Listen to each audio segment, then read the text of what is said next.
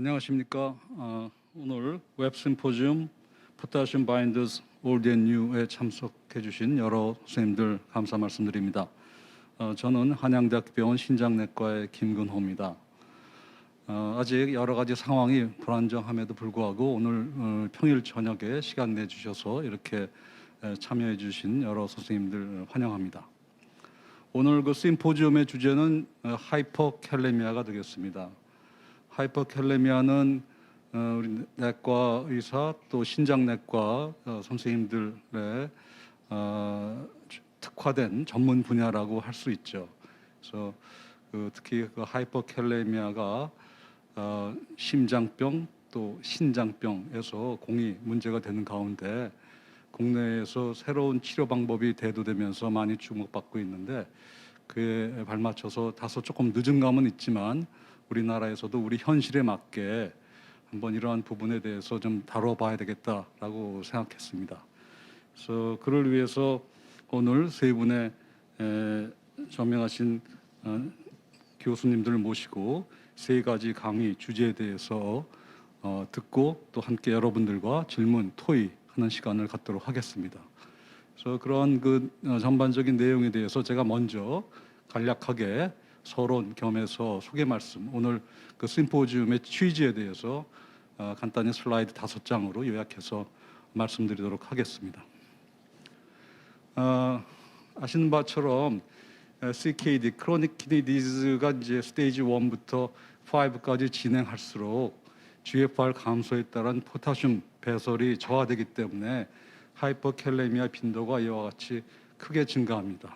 이 자료는 우리나라 프리다이리스 CKD의 좋은 그 코호트인 노 CKD 코호트 자료를 정리해서 강원정 선생님과 오국환 교수가 정리해서 지난번에 주신 바가 있습니다.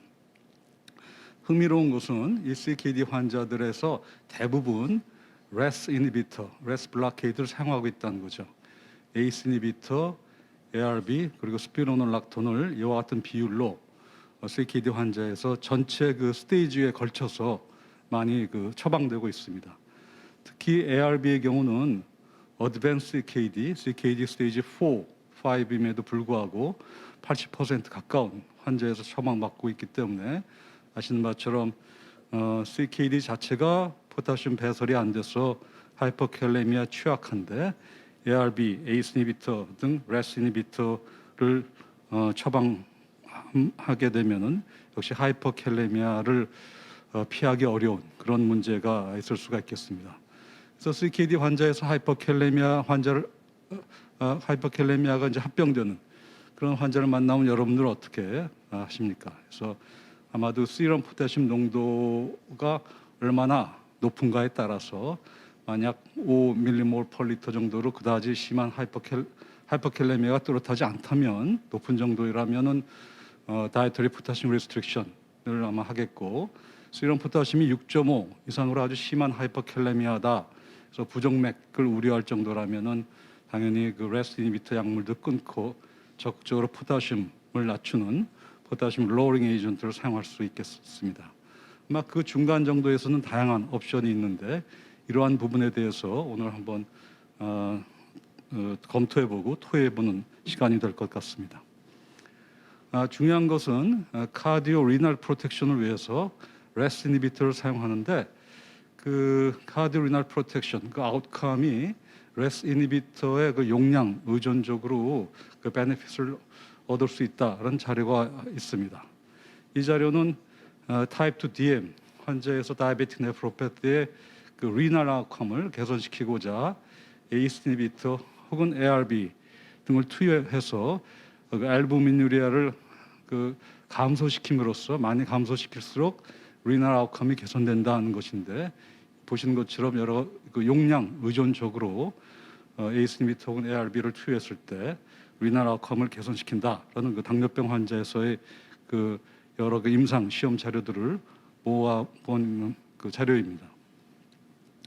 한편 주로 그 하트 페일리어를 포함한 다른 카디오베스컬 디지즈 환자에서도 RAS 이니비터를 사용하는 경우에 그 충분한 환자가 견딜 만한 맥시멀리 털러러블한 도수를 사용하는 경우 CKD 환자든 하트페일러 환자든 당뇨병 환자든 간에 최대 용량을 가이드라인에서 권하는 최대 용량을 투여했을 때 환자의 모텔리티 개선이 뚜렷하고, 만약 어떤 사유로든 간에 레스 이니비터를 중단하게 되면은 모텔리티 개선을 얻을 수 없다 하는 것이 미국에서 약 700만 명 이상을 대상으로 그 후양적 조사를 했을 때 얻어진 보고 결과가 있습니다.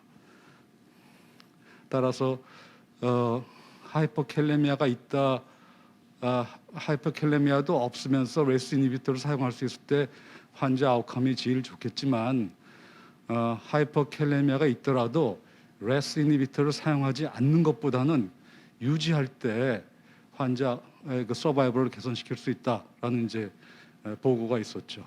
그러나 이제 이러한 내용을 전체 환자들에게 우리가 일률적으로 인디비주얼라이즈 하지 않고 이런 일률적으로 적용할 수 있을까 하는 데 대해서는 조금 생각해 봐야 될 부분이 있을 것으로 생각합니다. 따라서 이제 레스 이니비터를 사용하면서 또 CKD 자체가 하이퍼캘레미아를 피할 수 없는 상황에서 그 포타슘 바인더 또는 과거에 이제 캐타이온 익스체인지 레진이라고 불렸던 제품, 그리고 새로운 알려진 또 포타슘 바인더들이 이제 알려지면서 그 포타슘 바인더의 그 사용에 대해서 많이 그 조명되어 왔습니다. 특히 이제 서양에서 과거에 이제 우리가 1950년대 이후에 사용하던 그 포타슘 바인더로서는 소디움 폴리스티린 설포네이트였는데, 이 약은 이제 뭐 콜로닉 네크로시스 등 부작용이 워낙 유명해서 잘 꺼려하고 환자들의 기호에도 맞지 않았었죠. 근래 이제 수년 전부터 서양에서는 더타이로머와 소디움 저코니움 사이클로실리케이트라는 두 가지 다른 제형의 새로운 포타슘 바인더가 에피커시 및 세이프티 면에서 좋은 결과를 나타내는 임상시험 성적이 보고가 되었고, 이것이 지금 널리 추천되고 있습니다.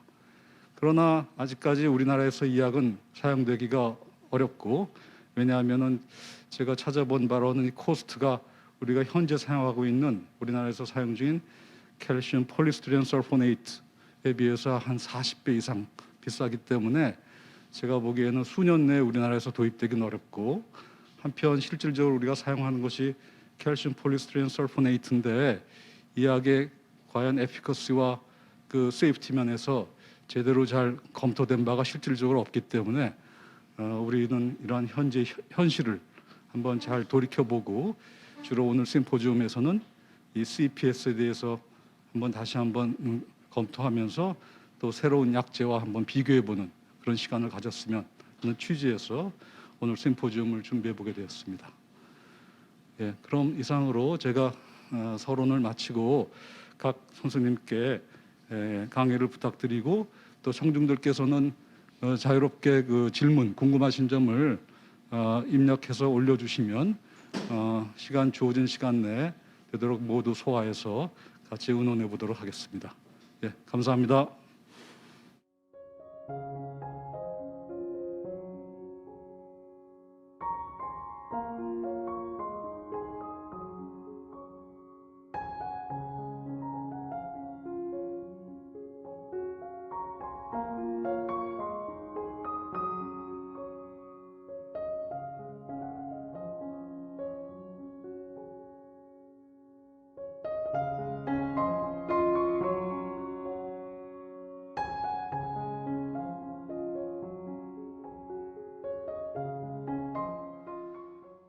네, 안녕하십니까. 그럼 곧 이어서 첫 번째 연자를 소개시켜 드리겠습니다. 첫 번째 연재의 강의 제목은 Potassium Binders Focusing on Calcium Polystyrene Sulfonate입니다. 이에 대해서 한양대학교 구리병원 유미연 교수께서 발표해 주시겠습니다. 제가 간단히 유미연 교수님을 소개시켜 드리겠습니다. 한양대학교를 졸업하셨고요. 분당 서울대학교 병원에서 전임의, 또 서울대병원 신장내과 임상강사, 서울대병원 장기이식센터 임상강사를 거쳐서 현재 한양대학교 구리병원 신장내과 조교수로 근무하고 계십니다. 예, 강의 부탁드립니다. 네, 소개 말씀 감사드립니다. 저는 한양대학교 구리병원의 윤미원입니다. 오늘 좋은 강의를 맡게 해주신 점에 대해서 매우 감사드립니다. 부족하지만 잘 강의하여 전달할 수 있도록 하겠습니다. 제가 맡은 부분은 포타슘 바인더 중에 말씀하셨던 CPS, 칼슘 폴리스틸렌 설포네이트에 초점을 맞추어서 강의하고자 합니다. 마지막 부분에는 이제 새롭게 포타슘 바인더로 들어오는 파트로무나 아니면 GS9에 대해서도 간략히 설명을 드리고자 합니다. 우선 하이퍼칼레미아의 정의부터 살펴보시겠습니다. 정의는 매우 다양하긴 하지만 대부분 일반적으로 포타슘 5.0 이상인 경우를 하이퍼칼레미아라고 얘기하며 3.5에서 5.0 정도의 포타슘 씨름 포타슘 레벨을 노모칼레미아라고 말하고 있습니다. 레벨은 마일드, 모더레이트, 시비어 정도에 따라서 하이퍼칼레미아의 정도로 나누게 되고요. 나누게 됩니다. 총 제너럴 파퓰레이션 중에서 2에서 3% 정도의 포타슘이 5.0 이상의 하이퍼칼레미아를 보이며 입원해 있는 환자 중에서는 약 10%가량까지도 많이 관찰되고 있고 특히 하이리스크인 하트페일러나 아니면 CKD 환자에서 절반가량에서의 하이퍼칼레미아를 보이고 있습니다. 증상은 대부분 없는 경우가 많지만 있다고 했을 경우에 하트 palpitation이나 아니면 머슬 위크니스와 같은 증상이 있을 수 있고 또한 심한 경우에는 카디악 톡시시티로 나타나게 됩니다. 6.5 이상인 경우를 이제 severe hyperkalemia라고 하며 이 경우에는 생명을 위협할 수 있는 증상을 보이기도 합니다. 하이퍼칼레미아가 자주 발생될 수 있는 리스크 팩터를 보시겠습니다. 이제 우선은 키드니 펑션이 떨어져 있는 환자인 경우, 그리고 RAS 이니비터를 쓰고 있지 않은 상태에도 시럼 포타슘이 4.5 이상인 경우, 또한 이런 포타슘 밸런스에 영향을 미칠 수 있는 질환을 갖고 있는 특히 고혈압이나 당뇨 그리고 하트 페일러를 갖고 있는 경우에 있을 수 있으며 포타슘 익스크리션을 방해할 수 있는 약제 복용하는 경우 그리고 올드에이지에서 이러한 리스크 팩터가 높음을 확인할 수 있습니다. 원인으로는 우선은 포타슘이 인테이크 즉 로드가 증가되는 경우가 있을 수 있고 그리고 같은 포타슘이 몸 안에 있지만 디스트리뷰션의 정도에 따라서 그 에시도시스나 아니면은 디곡신 인슐린과 같은 경우를 사용했을 때 셀에 있는 것이 익스크리션 되면서 이제 셀 밖으로 빠지면 하이퍼칼레미아가 보일 수 있습니다. 또한 배설돼야 되는 포타슘이 줄어들게 되는 경우로 나눌 수 있겠는데요. 물론 CKD와 같은 환경 또는 약제를 사용하는 경우 아니면 가지고 있는 코모비티에 의해서 이러한 포타슘의 익스크리션이 줄어드는 경우에 하이퍼칼레미아 위험이 높아질 수 있습니다. 하나 꼭 아셔야 되는 것은 레베러와 같이 슈도 하이퍼칼레미아가 발생할 수 있다는 것을 아시고 랩이 나왔을 때 현재 증상이 뚜렷지 않거나 원인이 명확하지 않은 경우는 다시 한번 체크해 보시는 것도 중요하겠습니다. 하이퍼칼레미아의 치료는 크게 두 가지로 나눌 수 있는데요. 즉 이머전시하고 크로닉 하이퍼칼레미아에 대한 내용입니다. 아무래도 이머전시에는 이제 굉장히 시비어한 하이퍼칼레미아가 많다 보니 이런 경우 카디악 톡시시티를 야기할 수 있는 경우가 많고 이키시상에서 하이퍼토티 같은 웨이브의 변화를 보여주며 칼슘 글루코네이트와 같은 약제 투약이 즉각적으로 필요한 경우를 얘기를 하게 됩니다. 그 외에도 그 셀 디스트리뷰션을 좀 더 안정화시켜줄 수 있는 알칼리제이션, 글루코스, 앤 인슐린의 투약이 있을 수 있고 익스크리션을 조금 더 유발할 수 있는 루프 다이우리티스를 써주는 경우가 있겠습니다. 하지만 이제 본 강의에서 강조하고자 하는 바는 크로닉 키드니 디지즈에서의 이제 포타슘의 안정화를 얘기를 하고자 하는데요. CKD는 보시는 바와 같이 CKD가 있는 경우에서 즉 스테이지에 따라서도 굉장히 하이퍼칼레미아 리스크가 높아지게 되어서 스테이지 5의 CKD인 경우에는 없는 분에 비해서 거의 10배가량의 하이포타슘 리스크를 보이게 됩니다. 올드에이지에서도 마찬가지로 스테이지 4인 경우에는 컨트롤군에 비해서도 더 높게 관찰되어서 거의 반수에서의 하이퍼칼레미아를 관찰할 수 있습니다. 그리고 키드니 펑션이 떨어져 있는 하트 페일러 환자, 그리고 그다음에 키드니 펑션이 잘 유지되어 있는 하트 페일러 환자를 비교했을 때도 GFR이 60 이상과 60 이하의 환자를 비교했을 때 60 이상의 환자분에서 조금 더 덜 하이퍼칼레미아가 발생하는 것을 확인할 수 있고, 스피루락톤과 같은 그 하트 페일러 환자에서 사용되고 있는 약제 투여하고 있는 군에서도 레날 펑션이 나쁜 환자분에서 조금 더 높게 30% 정도 가량에서 하이퍼칼레미아가 발생하는 것을 확인할 수 있습니다. CKD 환자에서 이렇게 세럼 포타슘이 왜 올라가는가에 대한 원인에 대해서는 여러 가지가 있을 수 있는데, 앞서 말씀드린 것과 마찬가지로 셀의 익스크리션이 감소되는 키드니 펑션 자체에 떨어지는 것과, 그리고 같이 갖고 있는 하트 페일러나 하이퍼텐션, DM과 같은 코모비티가 많으면서 튜뷸러 디스펑션, 그리고 약제 복용과 관련하여서 이러한 포타슘의 익스크리션 장애가 일어남으로써 하이퍼칼레미아가 잘 일어나게 됩니다. 그래서 이러한 크로닉 하이퍼칼레미아에 대한 치료에 대해서는 크게 4가지로 볼 수 있습니다. 우선 환자에게 저칼륨 시기를 할 수 있도록 교육을 해주는 것은 당연하겠고요.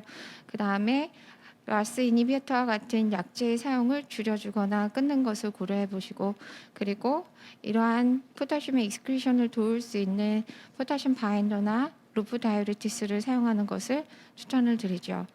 그래서 이 강의에서는 이 마지막 단계인 포타슘 바인더에 대한 내용을 조금 더 자세히 알아보고자 합니다. 말씀하신 대로 포타슘 바인더는 지금 현재 크게 3가지 구분을 하여서 볼 수 있고, 1958년도에 FDA 승인이 되어서 현재까지 거의 50년 가까이 사용되고 있었던 것이 바로 SPS, CPS라고 볼 수 있습니다. 그리고 2015년도에 이제 굉장히 오랜 기간에 약제 새로운 신약이 없다가 새롭게 포타슘 바인더로서 보여주게 된 게 페트로마하고 ZS9이 있겠습니다. 이것의 차이들은 우선은 그 SPS와 CPS 같은 경우는 레진으로 소듐이나 또는 칼슘이 포타슘과 익스체인지하면서 이러한 포타슘의 익스크레션을 좀 더 증가시켜 주는 것이고요. 페트로마나 아니면은 ZS9과 같은 경우도 플리머로서 이것도 포타슘의 익스체인지를 야기를 하고 캡처하면서 이렇게 포타슘의 익스크레션을 조금 더 증가시켜 주는 역할을 합니다. 온셋 타임에서의 그 차이가 가장 뚜렷하겠는데, 아무래도 SPS 같은 경우는 액션 타임이 12시간 정도로 잡혀지는 거에 비해 페트로마나 ZS9 같은 경우는 1시간 정도로 관찰이 됩니다. 작용하는 거는 이제 콜론에서 주로 작용을 하게 되고, 콜론은 이제 대부분의 포타슘이 레날 익스크레션이 되는데 한 5에서 10% 정도까지는 콜론으로 익스크레션 됩니다. 이러한 것들이 그 NKCC1이나 아니면은 NK 에티페아제와 같은 채널을 통해서 포타슘이 콜로닉 에피델리얼 셀로 들어오게 되고, 이것은 에피컬 채널을 통해서 밖으로 빠져 익스크레션하게 됩니다. 그래서 효과를 보시면은 대부분은 이제 약제를 사용하였을 때 실험 포타슘이 1 정도 가량 감소되는 것을 확인을 할 수 있습니다. 자세한 내용은 뒤에서 다시 한번 보여드리도록 하겠습니다. 그래서 첫 번째로는 폴리스틸린의 서포닉 폴리스틸렌 익스체인지 레진에 대해서 보시겠습니다. 크게 2가지로 볼 수 있겠습니다. 우선 SPS와 같은 경우는 cation 익스체인지 레진으로서 이것은 소듐, 칼슘과 암모니움, 마그네슘, 그리고 포타슘과 그 교환이 가능한 레진입니다. 그래서 이걸 썼을 때에, 이 레진을 썼을 때에 그 소듐과 포타슘을 익스체인지함으로써 결국에 대변으로의 포타슘 배설량을 늘리게 합니다. 보통 한 8시간에서 12시간 정도가 있으면 포타슘이 익스크레션 된다고 하고요. 그래서 이러한 연구가 이게 1961년도쯤에 발표됐던 연구인데, 얼마만큼의 효과가 있는지 안전성을 가지는지 보았던 연구입니다. 이 연구에서는 이 약제를 사용하는 군 32명을 보았으며, 경구로 20에서 60g을 하루에 주는 것, 또는 렉탈로 10에서 40g을 하루에 주는 것을 비교하여서 봤을 때 주기 전과 후에서 약 1 정도의 실험 포타슘의 감소를 보험을 확인할 수 있었습니다. 따라서 SPS로서 하이퍼칼레미아가 잘 컨트롤되었다라고 보고를 할 수 있었고 그래서 이 약제를 조금 더 적극적으로 쓸 수 있게 되었습니다. 2015년도에 그런 SPS가 CKD 환자에서 마일드 하이퍼칼레미아를 조절하는 데 어떤 도움이 줄까라는 연구를 시행을 했었고 이거는 외래를 다니는 CKD가 있는 마일드 하이퍼칼레미아 환자 33명을 대상으로 시행을 하여서 플라세보 주지 않은 군과 그리고 SPS를 주는 군을 두 군으로 나누어서 7일 동안의 치료 결과를 봤던 연구입니다. 주었을 때에 약 7일간의 치료를 통해서 플라세보군에 비해서 SPS군에서 그런 포타슘 체인지 변화는 약 1 정도로 앞서 말씀드린 논문과 유사하다고 볼 수 있습니다. 노모칼레미아에 속했던 균은 SPS군이 좀 더 많았다고 볼 수 있으나 P밸류는 0.07 정도 관찰되었습니다. 하지만 이런 SPS 같은 경우에는 GI 어드버시티 이벤트가 많이는 아니지만 드물게 치명적으로 발생을 할 수가 있었는데 이것이 SPS를 사용하는 데 조금 두려움을 갖게 되고 꺼려하게 되는 원인이 되었습니다. 이런 시스테믹 리뷰로서 30개의 리포트를 리뷰를 했고 총 58명에서 케이스에서 이러한 이벤트가 발생하는 것을 확인을 했고 가장 많이 GI 쪽에 문제가 있었다라고 했을 때에 콜론이 가장 커먼한 사이트였고 이 경우에는 이제 패톨로직 파인딩으로는 트랜스뮤럴 네크로시스가 보이는 것을 확인했습니다. 발생한 환자에서 33%의 모탈리티를 보이는 굉장히 높은 빈도의 리스크를 보여주었습니다. 다른 연구들도 같이 있었는데 연구는 조금 더 이러한 GI 쪽에 이벤트가 더 발생할 수 있는 올드 에이지, 어드밴스 에이지를 환자를 대상으로 시행을 하였습니다.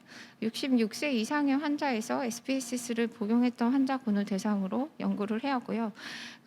아웃컴은 이니셜 SPS를 시작하고 난 다음에 30일 이내로 아래와 같이 호스피탈리제이션인 또는 이 아래 내원한 경우 또는 GI 얼서레이션이나 퍼포레이션, 릭섹션과 같이 시비어한 어드버스 이벤트가 일어난 경우를 보았습니다.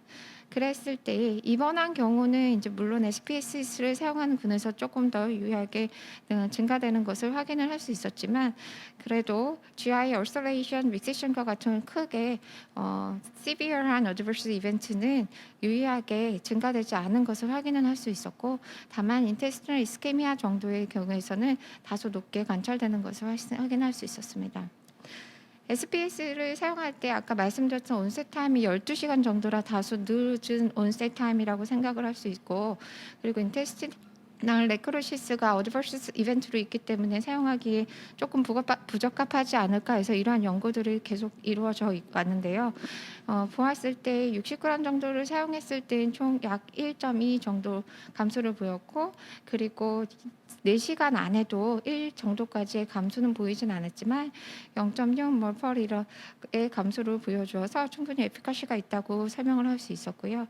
인테스티널 네크로시스도 시비어 인테스티널 네크로시스나 아니면 수술적 치료가 필요한 굉장히 심한 경우를 봤을 때도 SPS를 사용한 군과 SPS를 사용하지 않은 군에서의 통계적 유의적 차이점은 크게 보이지는 않았습니다. 사실 SPS는 이제 그 서양에서 많이 사용이 되고 동양에서는 CPS를 많이 사용하게 되고 한국에서도 역시 마찬가지로 CPS를 많이 사용하게 되는데요. SPS와 CPS의 차이점을 보시자면은 우선은 익스체인지, 포타슘과 익스체인지하는 것이 이제 칼슘이고 칼슘이 포타슘에 좀 더 셀렉티브하게 이제 교환을 하여서 포타슘 익스크리션을 유도하는 것을 확인을 할 수 있습니다. 이것은 제가 처음 발표했던 논문인데요. 이제 외래를 환자를 대상으로 해서 2010년부터 2013년까지 이제 연구 대상을 하이퍼칼레미아가 있는 환자, CKD 환자를 대상으로 하였습니다. 그 중에서 이제 CPS를 복용하는 환자군을 셀렉해서 CPS를 3개월 미만 아니면 6개월 미만 또는 12개월 미만 그 이상 해서 복용하고 있는 시간에 따라서 그룹을 나누어서 이에 대한 효과를 보았던 연구였습니다. GFR이 민 GFR이 30 정도로 굉장히 어드밴스 스케일이라고 볼 수 있던 상황에서도 포타슘은 이제 평균 5.8에서 4.9 정도로 1 가량 이전 논문과 비슷한 유의하게 감소되는 것을 확인할 수 있었고요. 그리고 도수 디펜던트하게 많은 고용량의 그런 CPS를 사용했을 경우에 실험 포타슘이 더 많이 감소되는 것을 확인할 수 있었습니다. 그리고 외래에서 본 환자에서는 severe adverse event는 보이지는 않았고, 다만 가장 흔했던 거는 19케이스 8% 정도에서 컨스티케이션만 관찰되었습니다. 다른 논문에서도 이러한 CPS에 대한 연구가 이루어졌고, 아무래도 동양이다 보니 이제 동양에서 많이 연구가 이루어지게 되는데요. 이것은 투석 환자에서의 이런 CPS의 하이퍼컬레미아 조절에 대한 에피카시와 세이프티를 봤던 연구입니다. 총 58명의 투석하는 환자군에서 하이퍼컬레미아 5.5 이상이 보였을 때에 이 환자를 CPS를 3주간을 투여를 한 것과 아닌 군과의 비교를 보았던 연구입니다. 그러니까 A와 B를 보시면 이제 CPS를 투여한 군은 치료 전과 후에서 포타슘이 5.6에서 이제 5.2 정도로 감소되는 것을 확인을 할 수 있었고, 약 0.5 정도의 그 포타슘이 감소되는 것을 확인해서 에피카시를 확인할 수 있었고요. C 그림을 보시게 되면 이러한 환자군을 약제 투약한 군과 아닌 군을 비교했을 때 약제 투약한 군에서 투약하지 않은 군보다 조금 더 마일드하게, 그러니까 시비어한 하이퍼칼레미아가 보이지 않는 것을 확인을 할 수 있습니다. 결론적으로 이 연구에서도 마찬가지로 투석하는 환자에서도 이러한 하이퍼칼레미아를 조절하는 데 있어서 CPS가 좋은 치료 약제가 될 수 있다는 것을 보여주었고요. 이 연구에서 따르게 볼륨 오버로드와 같은 SPS에서 보이는 플루이드 오버로드와 같은 사이드 이펙트는 보이진 않았습니다. 그럼 과연 SPS와 CPS를 사용하는 것과의 차이가 어떻겠느냐라는 연구가 이루어지게 되겠죠. 그래서 그 부분에서 2018년도에 진행된 연구고요. 이것은 CKD4, 5 환자를 대상으로 시행을 했고, 이제 CPS를 투여를 하고 4주간을 투여를 한 다음에 분석을 하고요.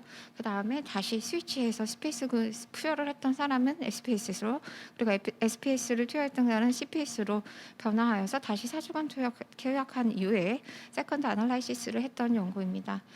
이 연구에서도 스케이트4, 5의 환자군을 대상으로 했기 때문에 GFR 한 15 정도로 관찰이 되어서 어드밴스 CKD에 준합당하다고 볼 수 있고요. 이 약을 투약했을 때 시럼 포타슘의 변화 정도, 즉 에피카시에 대해서는 CPS와 SPS 간에 유의한 차이는 없었습니다. 다만 SPS를 쓴 군보다 CPS를 썼을 때 하이포칼레미아와 하이포마그네시미아가 보이지 않게 되었고요. 그리고 인테이트 PTH가 SPS 쓴 군에서는 증가하는 것을 보였던 반면에 CPS를 사용했던 군에서는 안정되어 있는 것을 확인할 수 있었습니다. 볼륨 오버로드로 보여줄 수 있는 이제 BMP, 그러니까 아트리얼 나트리유레틱 펩타이드를 봤을 때도 소듐 플리스톨렌 서포네이트를 쓴 군에서는 증가했지만 CPS를 쓴 군에서는 유의하게 변화가 없었던 것을 확인할 수 있었습니다.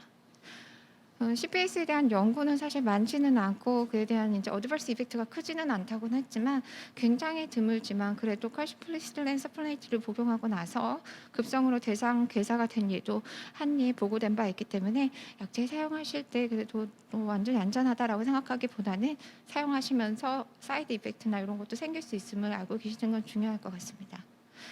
현재까지 국내 현탄액 그 제품을 비교한 것입니다. 라고 지금은 이제 현탄액 그래뉼 제제가 아닌 현탄액 제제를 가지고 이렇게 사용 중이고 있습니다. 네, 끝으로 하나 조금 추가해서 말씀을 드리면 이제 새롭게 트리트먼트로 보일 수 있는 약제들이 2015년도에 애니젠에 2가지 약제가 동시에 발표가 되었습니다. 그 페트리모와 그리고 ZS9이 바로 이것인데요. 이것은 이제 거의 50년 가까이 써오던 SPS나 아니면 CPS의 새로운 대안책이 될 수 있다고 생각이 되어져서 굉장히 핫 이슈를 가져왔던 약제들입니다.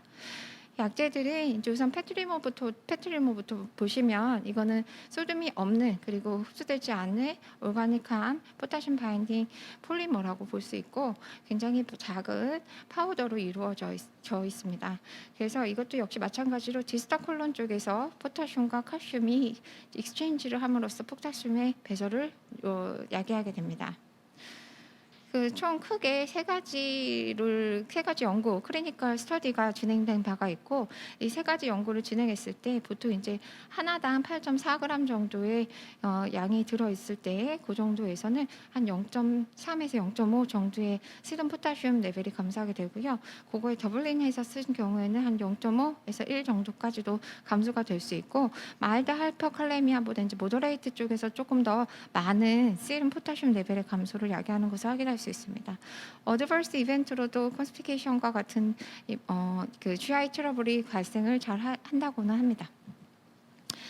크게 연구 두 가지씩을 한번 살펴보겠습니다. 그 페트로미와 관련된 연구가 이게 가장 제일 유명한 2015년도에 자마에 발표된 연구였고요.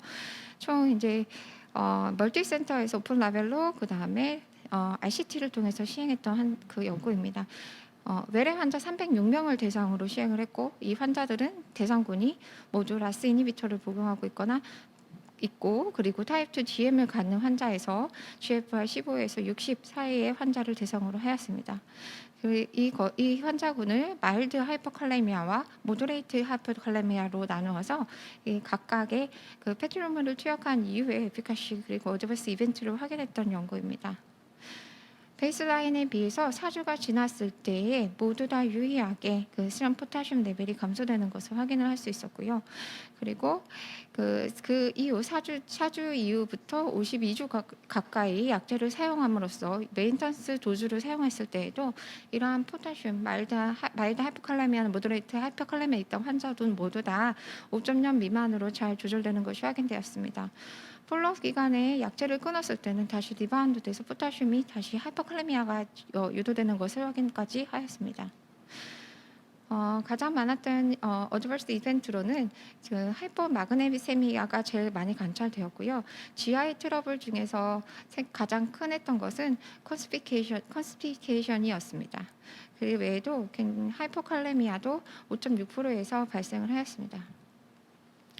두 번째 연구는 NEJM에서 발표했던 연구고 이 사람이 이제 라스 이니비터를 복용하고 있는 환자에서 CKD 하이퍼칼레미아가 보이는 CKD 환자에서 이러한 페트로미의 효과를 보고자 하였습니다.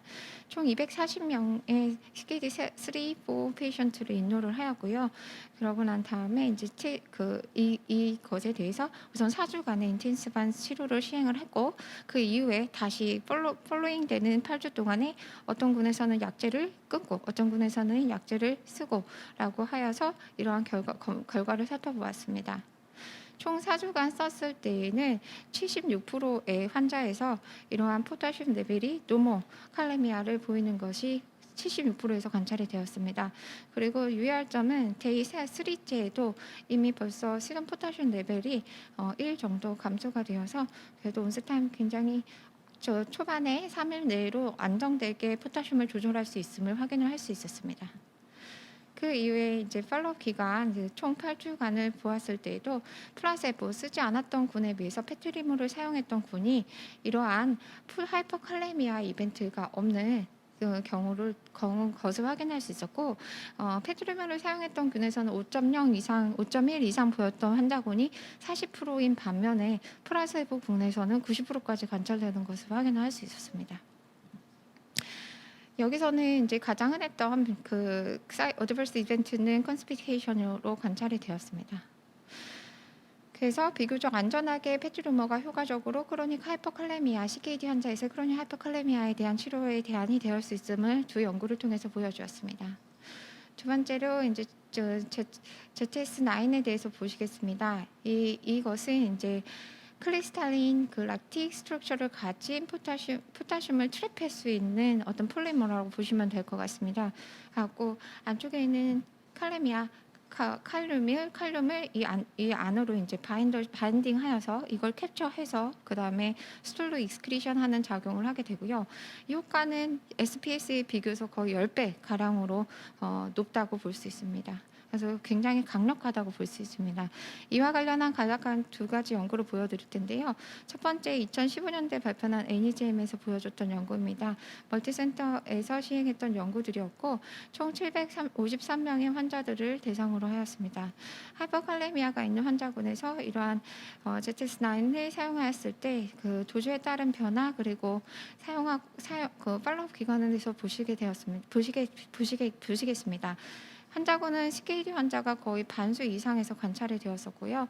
그다음 그 외에도 하트페일러나 다이아베틱 멜리토스 같은 당뇨 환자도 같이 있었습니다. 라스 이니비터를 사용하는 경우도 60% 이상 관찰되었습니다. 처음 이니셜 페이즈 굉장히 인텐시브하게 사용을 하였을 때에는 스라세보군에 비해서 ZS9을 쓴 군에서 5g 그리고 10g 썼을 때 모두 다 유의하게 24시간째에 그 시럼 포타슘 레벨을 낮추는 것을 확인할 수 있습니다. 이때는 굉장히 인텐시브하게 했기 때문에 첫 4시간 동안에도 10g을 사용했을 경우에 첫 1시간째에도 벌써 시럼 포타슘 레벨의 변화가 있음을 확인할 수 있었습니다. 그 이후에 메인턴스하게 주는 그 약제 복용을 했을 때에도 5g 또는 10g 모두 다 안정적으로 하이퍼칼레미아가 잘 조절이 되어서 노모칼레미아를 유지하는 것을 확인할 수 있습니다. 약제를 끊고 난 이후 오프 드럭을 한 이후에는 다시 이러한 안정되었던 포타슘 레벨이 다시 높아지는 것을 확인할 수 있었습니다. 어드버스 이벤트를 봤을 때에도 이러한 약제 쓴 군과 아닌 군 간에 큰 유의한 차이는 없었습니다. 마지막 연구인데요. 이제 간단하게 이제 CJ슨에서 2019년도에 보여줬던 연구였고, 이거는 이제 56개의 글로벌 사이트에서 평균 한 GFR 47 정도의 환자군을 대상으로 했고요. 이 연구를 했을 때 1,751명 중에서 처음에는 이니셜은 근데 인텐시브하게 30g을 하루에 주었고, 이 경우에는 시럼 포타슘이 노모 칼레미아가 되는 레벨이 99%에 가까이 첫 3일 동안 이루어진 것을 확인할 수 있었고요. 이 이후에도 메인턴스 페이지에서 더 낮은 5g 하루에 5g씩 투약한 그러니까 안정된 CKD 환자의 그 하이퍼칼레미아가 보였지만 안정되었던 환자군에서 5g씩만 유지를 하였을 때에도 총 그 기간 동안 88%에서는 5, 시럼 포타슘 레벨 5 미만, 그리고 99%에서는 시비어한 하이퍼칼레미아가 보이지 않은 것을 확인할 수 있습니다. 시리어스한 어드버스 이벤트 역시도 굉장히 떨어지고 사망에 이르는 경우는 한 1% 정도에서 관찰됐지만 이것도 트리트먼트 리레이티드 데스로 보기는 어려웠습니다. 네, 마지막 슬라이드입니다. 그래서 제가 오늘 발표드리고자 했던 내용은 말씀하셨다시피 포타슘 바인더에 대해서 거의 50년 이상 가까이 이제 SPS나 CPS가 사용되고 있었고 새로운 약제가 개발되고 그다음에 투약이 되고 있지만 아직까지 현재 국내 상황에서는 도입하기는 어렵기 때문에 현재 사용하고 있는 약제에 대한 효과나 아니면은 부작용에 대한 것을 조금 더 잘 알고 있어야 되지 않을까 생각이 들었고요. 그래서 우리 CPS를 사용하는 것은 굉장히 작은 도수로 사용했을 때도 효과적이고 안정적으로 사용할 수 있고 이것은 결국에 이제 뒤에 말씀해 주시겠지만 그 하트 페일러나 DM 아니면은 키드니 펑션에 조금 더 호전시킬 수 있는 우리 라스 이니비터를 사용하는 데 있어서 조금 좋은 대안책이 될 수 있다라는 것을 발표하고자 합니다. 감사합니다. 예, 감사합니다. 유미연 교수님 많은 내용을 잘 요약해 주셨습니다. 그래서 각 연재별로 질문 토의를 조금 하고 그 다음 연재로 이어가겠습니다. 그래서 궁금하신 점 있으면은 질문창에 올려주시면 다루도록 하겠습니다. 그래서 결국 그 포타슘 바인더 또는 포타슘 익스체인지 cation 익스체인지 레진이라고 불렸던 과거의 SPS가 50년대 실제 우리나라에서는 이제 CPS 왜냐하면은 일본에서 개발된 약제고 소디움 리테이닝 하는 부작용이 있는 SPS 대신에 CPS가 소디움 리테인 하는 것 때문에 칼슘을 리테인하면서 포타슘을 배설시키는 효과가 아무래도 CKD 환자에서 유리한 부분이 있겠죠. 그래서 일본에서 개발되고 또 대만 등 아시아 지역에서 많이 사용한 약제를 아마도 제 기억에는 한 30년 이상 우리가 사용해 왔고요. 그러면서 그다지 사실 큰 문제가 있는가 싶을 정도로 안전성에서도 비교적 좋다고 생각하는데 한편 그 SPS가 워낙 그 부작용이 또 환자가 또 복용하기가 어려운 부분이 있기 때문에 새로이 개발된 포타이로모나 그 GS9 같은 것들의 그런 그 약효가 이제 근래 많이 부각되긴 했지만 제가 우리가 이제 5년 전에 한번 그 레트로스펙티브하게 CPS 데이터를 이제 보면서 느낀 점이 우리가 30년 이상 이 약을 계속 써왔지만은 임상 자료가 거의 찾아볼 수 없을 정도로 없었던 것이 참 의외였습니다. 그래서 임상 시험 하기는 어렵지만은 레트로스펙티브라도 데이터를 정리해서 한번 봤던 적이 있고요. 그래서 저는 이걸 보면서 이런 자료 우리가 이제 해외에서 발표할 때 외국 사람들은 왜 그 CPS나 SPS를 거의 같은 수준으로 취급해서 그렇게 좀 위험한 약을 쓰느냐, 요새 좋은 약이 나와 있는데 이렇게 그런 반응이었지만 저는 한편으로는 그 CPS가 우리가 현재 사용하는 상품명으로는 칼레메이트, 뭐 카로스, 아가메이트 등의 이런 약물들이 SPS보다는 포타이로모에 훨씬 더 가깝지 않나 이런 생각을 하고 있습니다. 구조적인 것도 그렇고요. 또 예를 들어서 포타이로모가 뭐 포스페이트 로어링 이런 효과가 있는데 아까 지금 자료에서 보여주신 것처럼 PTH도 떨어뜨리고 하는 게 CKD-MBD에 관여하는 게 CPS에서도 이제 좋은 점이 있다고 생각하고는 있습니다. 그러면 질문을 기다리는 동안 결국은 이제 에피커시와 세이프티 이슈인데 아까 보여주신 자료는 그 이제 이 CPS의 이제 문제점이 플라세보 컨트롤드 트라이얼 데이터가 없다는 거거든요. 그 실제 에피커시 면에서는 어떻게 그 알려진 바가 있는지 다시 한번 정리해 주실 수 있겠어요, 윤명 교수님? CPS의 경우에 포타시움 로어링 이펙트가 어떤 전향적 연구 자료에서 보면은 SPS랑 비교해 볼 때 같이 떨어뜨린 효과는 있었다, 그런 네, 자료는 같이 있는 거죠, 그죠? 떨어지는 효과는 아까 전에 SPS와 CPS를 두 가지 비교한 그 논문이 마지막에 보여드렸던 논문에서도 둘 다 이제 포타슘을 떨어뜨린 시름 레벨을 떨어뜨린 정도 한 1 정도로 크게 그 두 근간의 차이는 보이진 않았습니다. 말씀하신 대로 SPS와 CPS를 사용하는 것에 있어서 어드버스 이벤트들이 조금 더 CPS가 적게 발생이 되는 것이 더 좋지 않았나라고 보여집니다. 리트로스펙티브 연구에서도 이제 한 연구에서는 이제 뭐 슬로우 온셋에 대한 얘기도 있지만 보통 한 사용하고서 12시간 정도 내로 사용했을 때 한 시름 레벨 한 1 정도 감소되는 것이 보이고 도즈도 인펜던트하게 보였었고요. 그 슬로우 온셋이라고 하지만 4시간 안에도 한 0.5에서 0.6 정도의 시름 레벨의 감소를 같이 보이고 있어서 그래서 이제 하이퍼칼레미아 환자의 어큐트한 경우에 이 약제를 같이 복용하는 것이 좋지 않냐라고 하는 연구도 사실은 있습니다. 네.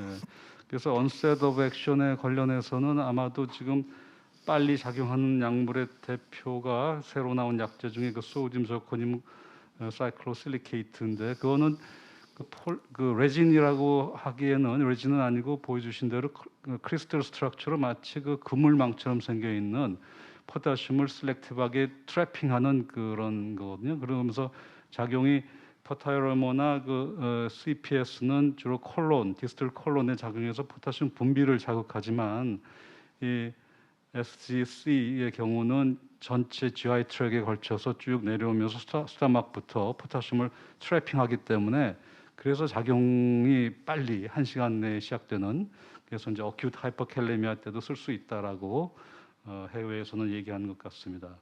그래서 여러모로 볼 때 포타이로모와 그 CPS는 유사하다고 생각하는데 예를 들어서 그 포타이로모의 그 가장 흔한 부작용이 변비거든요.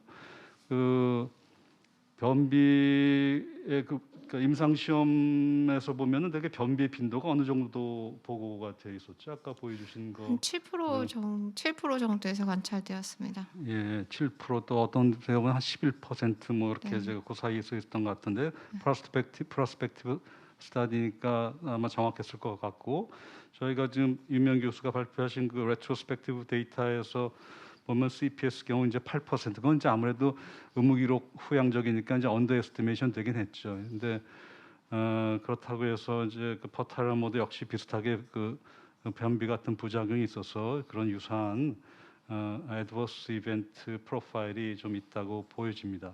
그 심각한 거는 이제 콜로닉 네크로시스인데 실제 이제 그 콜로닉 네크로시스가 CPS, SPS, 그 소듐이 포함된 소듐 폴리서 SPS의 경우에 그러니까 상품명으로 전에 KXR레이트라고 알려진 그 경우에 이제 콜로닉 네크로시스가 아주 시리어스한 건데 그와 유사하게도 이제 CPS의 경우에 우리가 사용하는 뭐 카로스, 카리메이트, 아가메이트 등에 의해서도 생긴다고는 걱정은 하지만 실제 문헌 조사해 보면은 손꼽을 정도로 또 여러 선생님들이 이미 뭐 수십 년 동안 사용해 보시면서 실제 경험한 바 그런 세이프티 면에 있어서 어떤지 한번 의견 주셨으면 좋겠습니다. 혹시 그 정선진 교수님 이제 다음 강의 준비하고 계시지만은 또 우리 유태원 교수님도 나와주셨는데 그동안 경험하시면서 그 콜로닉 네크로시스라든지 그 시리어스한 그 지화 에드버스 이벤트를 경험하신 바가 있나요? 혹시 생각나시는 대로 혹시면 컨스티페이션이라든지 이제 환자가 먹기 불편하다, 펠러터블하지 않다는 거는 이제 흔히 경험하긴 하는데 콜로닉 네크로시스, 뭐 블리딩 생길 정도는 우리가 많이 사용하는 거에 비하면 거의 없지 않나 싶은 그런. 제가 네. 답변해 네. 보겠습니다. 저도 경험적으로는 그렇게 많지는 않았었던 것 같습니다. 그런데 일부 투석한 환자에서 그 인테스티널 obstruction과 퍼포레이션으로 사망하시고 나서 그 사망 후에 그 패솔로지에서 그런 CPS의 침착이 관찰이 되어서 그것 때문에 장기간 복용에 의해서 생긴 퍼포레이션은 한 케이스 경험한 적이 있었습니다. 네, 그렇군요. 그래서 실제 이제 그런 경우가 있을 수가 있기 때문에 우리가 주의해야 되고 과거에 소비톨 함유된 경우가 더 안 좋다고 돼 있고 아무래도 용량 의존적으로 그런 부분이 생길 것 같아요. 그래서 지금 권장량은 매니팩처러에 의하면은 하루에 15g 내지 30g 이렇게 되어 있는데 되도록이면은 근데 우리 경험으로 보더라도 적은 용량으로 한 포 내지 두 포, 5g, 10g만으로도 포타슘 로어링 효과가 있기 때문에 굳이 그 어차피 롱텀하게 사용하는 입장에서는 과량으로 사용할 필요는 없지 않을까. 그러면은 아마 안전성에서도 좀 우리가 크게 걱정하지 않을 수 있겠다. 또 이제 환자 원래 변비가 심한 사람에서 이제 스테코럴 얼서라는 게 또 있기 때문에 그런 게 같이 합병되면은 또 이 CPS에 따른 이제 부작용도 더 있지 않을까 싶습니다. 그리고 실질적인 면에서 그 최근 그 가이드라인에 보면은 이 포타슘 바인더를 이렇게 드라그 인터랙션이 있기 때문에 그 다른 약제와 이렇게 시간 인터벌을 두고 복용해야 된다. 이제 그런 것들이 지침 나와 있거든요. 근데 우리가 이제 실제로 그렇게까지 신경 쓰지 않고 처방을 넣었던 것 같은데 저는 오히려 음식이랑 같이 먹으면은 좀 또 불리하지 않을까. 왜냐하면 이게 인테스틴 쭉 거쳐 내려가서 콜론에 작용하려면 수담하게 해서 이렇게 뭐 음식이랑 섞이면 불리할까 또 생각했는데 또 거기에 대해서는 이제 꼭 그 제한은 없는 것 같기도 하고 혹시 그런 실제 투여 용법에 대해서 어떻게 코멘트해 주실 바가 있을까요, 윤미연 교수님? 저는 교수님 말씀하신 것처럼 깊게 생각하지는 않고 아무래도 포타슘 바인더라고 생각해서 식사와 같이 투약하는 것을 사실 환자분께 설명은 드리고 있었는데요. 네, 그 부분에 부분은 대해서 조금 우리가 저는 네. 이제 만약에 그 SGC, 그 소듐 저코늄 사이클로실리케이트 같은 거는 그 트래핑하는 거니까 스토막부터 그거는 이제 음식이랑 같이 먹으면 더 효과가 있을지 혹시 모르겠고요. 근데 다른 게 포타슘 분비를 통해서 작용하는 약이다 그러면은 오히려 좀 공복에 다른 약과 피해서 복용하면은 콜론에서 포타슘 분비가 더 잘 되지 않을까 이제 이런 생각도 해봤습니다. 네, 또 질문이 더 이상 없으시면은 뭐 더 필요한 것들은 마지막에 우리가 이제 랩업하는 시간에 질문을 또 다루도록 하겠습니다. 그럼 이어서 두 번째 연재로 넘어가겠습니다. 두 번째 강의의 제목은 Rest blockades in CKD to continue or not when hyperkalemia occurs라는 아주 프랙티컬한 주제를 가지고 정성진 교수님께서 발표해 주시겠습니다. 정 교수님은 한양대학교를 졸업하시고 반더빌트 유니버시티에서 해외 연수를 마치신 다음 현재 가톨릭 대학교 여의도 성모병원 신장내과 교수로 근무하고 계십니다. 예, 강의 부탁드립니다. 예, 소개 말씀 감사합니다. 여의도 성모병원 내과 근무하고 있는 정성진입니다. 70세 만성 콩팥병 이제 남성 환자신데 신장내과 병원 신장내과 클리닉 통원 중에 검사에서 단백뇨가 증가가 확인되었습니다. 고혈압이 30년 이상 되었고 통풍이 동반되어서 처방약에는 발사탄, ARB가 있었고 페북소 스타트를 복용 중이었습니다. 혈압은 130, 80 정도였습니다. 검사 결과상 이제 헤모글로빈이 좀 떨어져 있고 BUN과 크레아틴이 50.1에 3.2, 그래서 EGFR이 19.4로 떨어져 있는 스테이지 4 스케일이 환자였고 포타슘이 5.2, 토탈 CO2가 21.6으로 떨어져 있습니다. 네, 요단백 이제 PC 레이쇼긴 한데 한 1100 정도 나와 있어서 이전보다 단백뇨가 크게 증가해서 제가 ARB를 원래 쓰고 있던 ARB를 최대 맥시멈 용량으로 증량을 했습니다. 그리고 한 달 뒤에 다시 뵙자고 해서 다시 팔로업 검사를 해보니까 PCR은 0.7로 좀 한 30% 정도 감소를 했는데 BM 크레아틴이 69.2에 크레아틴 3.8로 더 증가했고 EGFR에서 더 떨어지고 포타슘이 5.5로 좀 더 증가하였습니다. 토탈 CO2는 21.6으로 감소돼 있고요. 과연 어떤 조치를 하는 것이 좋겠느냐 하는 것이 오늘 제가 말씀드릴 내용의 주제가 되겠습니다. 신장 기능이 떨어져 있다는 것 자체가 하이퍼칼레미아의 가장 큰 리스크 팩터가 되겠습니다. 물론 이제 문헌마다 정의가 좀 다르긴 하지만 5.5로 본 하이퍼칼레미아의 정의를 보면 그 리스크는 결국 EGFR이 감소할수록 반비례해서 더 증가하는 걸로 돼 있고 EGFR이 15 정도씩 떨어질 때마다 하이퍼칼레미아 위험이 2배로 이상 증가된다고 돼 있습니다. 왜 그러면 하이퍼칼레미아가 신장 환자한테 잘 생기느냐? 그 이유는 뭐 잘 아시는 것처럼 포타슘의 핸들링은 이스크레션은 거의 90%가 키드니를 통해서 신장을 통해서 배설되기 때문입니다.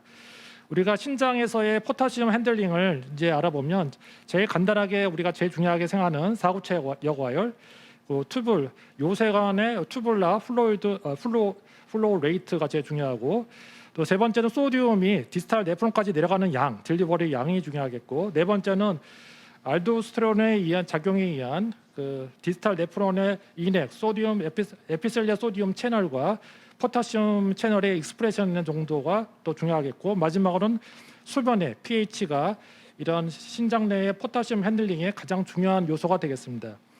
근데 ARB 에이스미터 미네랄 리셉터 안타고니스트를 쓰게 되면 일단 ARB 에이스미터의 특징상 사구체 이프런트 아티리올라 딜라테이션을 유발함으로써 사구체 효과를 떨어뜨리면서 소디움과 워터의 딜리버리가 디스탈 네프론까지 내려가는 소디움과 워터 딜리버리 양이 줄어드는 데다가 제일 중요한 미네랄 코티코이드 리셉터에 대한 작용이 억제됨으로써 결국 디스탈 네프론의 인액과 포타슘의 채널들의 발현이 떨어짐으로써 칼리 유리에시스가 감소함으로써 씨름 포타슘이 올라갈 수 있는 상황이 되고 결국 CKD와 같은 펑셔닝하는 네프론 매스가 감소되는 상황에서는 그런 정도가 더 심해질 것입니다.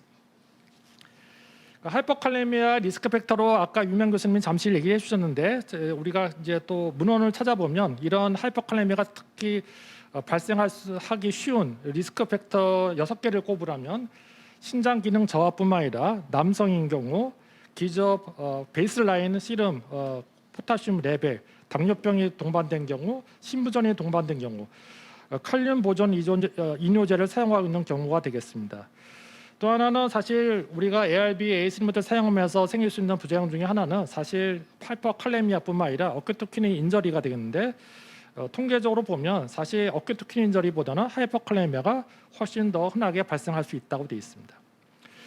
그러면 하이퍼칼레미아가 라스 이니비터 사용권에서 얼마나 발생을 할 것인가 이제 한번 문헌을 찾아보면 이런 이제 클리니컬 트라이얼 결과를 보면 리날, IDNT, J 라이트 스터디, 에스크, 네프론 D 스터디를 보면 물론 하이퍼칼레미아 정의가 다 차이가 있겠지만 인시던스 하이퍼칼레미아의 발생은 적게는 1.9에서 많게는 38.4%까지 발생을 하는데 보고가 다 돼 있는 건 아니지만 실제로 하이퍼칼레미아 때문에 그러면 라스 이니비터를 중단하는 경우가 얼마나 있었냐 한 1~2%밖에 안 되고 있습니다. 근데 실제 진료 현장과 이러한 클리니컬 트라이얼의 결과는 굉장히 어떻게 보면 좀 상이한 면이 있습니다. 호주에서 나온 지역사회에 기반을 한 파퓰레이션 베이스드 코호트 스터디 CKD 환자 약 2만 명을 대상으로 조사를 해보니까 환자들이 결국 EGFR에 떨어질수록 하이퍼칼레미아 인시던스는 확실히 증가되는 것은 맞는데 이들 환자들 중에서 이제 라스 이니비터를 사용하면서 하이퍼칼레미아 보이는 환자 2,000명 중에서 최근 7개월 정도의 라스 이니비터를 처방받은 사람 1,700명을 대상으로 조사를 해보니까 하이퍼칼레미아가 발생한 이후에 라스 이니비터의 처방이 바뀌었다는 것입니다. 약 절반 가량에서. 그래서 그 중에서 약 36.6%는 라스 이니비터를 중단했고 10%는 아예 용량을 감량하였다고 돼 있어서 우리가 클리니컬 트라이얼 결과로는 실제 리얼월드 데이터는 조금 더 라스 이니비터를 고칼륨 혈증 때문에 중단한 경우가 더 많아 보이는 것 같습니다. 최근 나온 이태리에서 나온 싱글 센터 스터디에서 마찬가지로 이런 CKD 환자를 대상으로 확인을 해보니까 라스 이니비터 사용 중에 고칼륨증이 발생을 하면 역시나 라스 이니비터의 메디케이션 어떤 변화가 중단이든 어떤 용량을 감량하든 간에 약 절반 환자에서 이루어지고 있다는 것을 볼 수 있습니다. 그러면 이런 차이가 다 발생하는 이유는 이제 살펴보면 클리니컬 트라이얼 같은 경우는 이것이 프로토콜에 굉장히 잘 짜여져 있는 연구이기 때문에 모니터링을 철저하게 하고 있을 뿐만 아니라 이 스터디에 등록된 대상자들 끝까지 잘 유지하려는 그런 의지가 강하기 때문에 여러 가지 조치가 많이 이루어지면서 잦은 모니터링을 통해서 하이퍼칼레미아를 또 확인하고 거기에 대한 조치를 하고 있다는 것입니다. 그러나 실제 에브리데이 우리 클리니컬 프랙티스 상황에서는 다양한 환자, 여러 가지 조건의 환자에서 하이퍼칼레미아가 발생하면 여러 가지 그런 이제 하이퍼칼레미아가 실제로는 더 보고되는 것이 클리니컬 트라이얼보다 훨씬 더 많을 수가 있고 그래서 라스 이니비터를 중단하는 경우가 더 많지 않을까 싶습니다.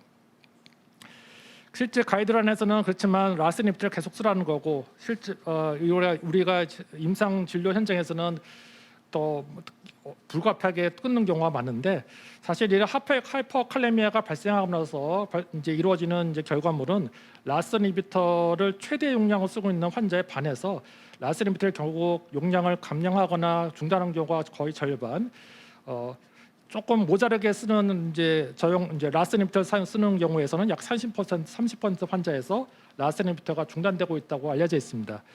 그러면 이런 라스 이니비터를 쓰고 있다가 중단해 보면 어떤 일이 벌어지냐?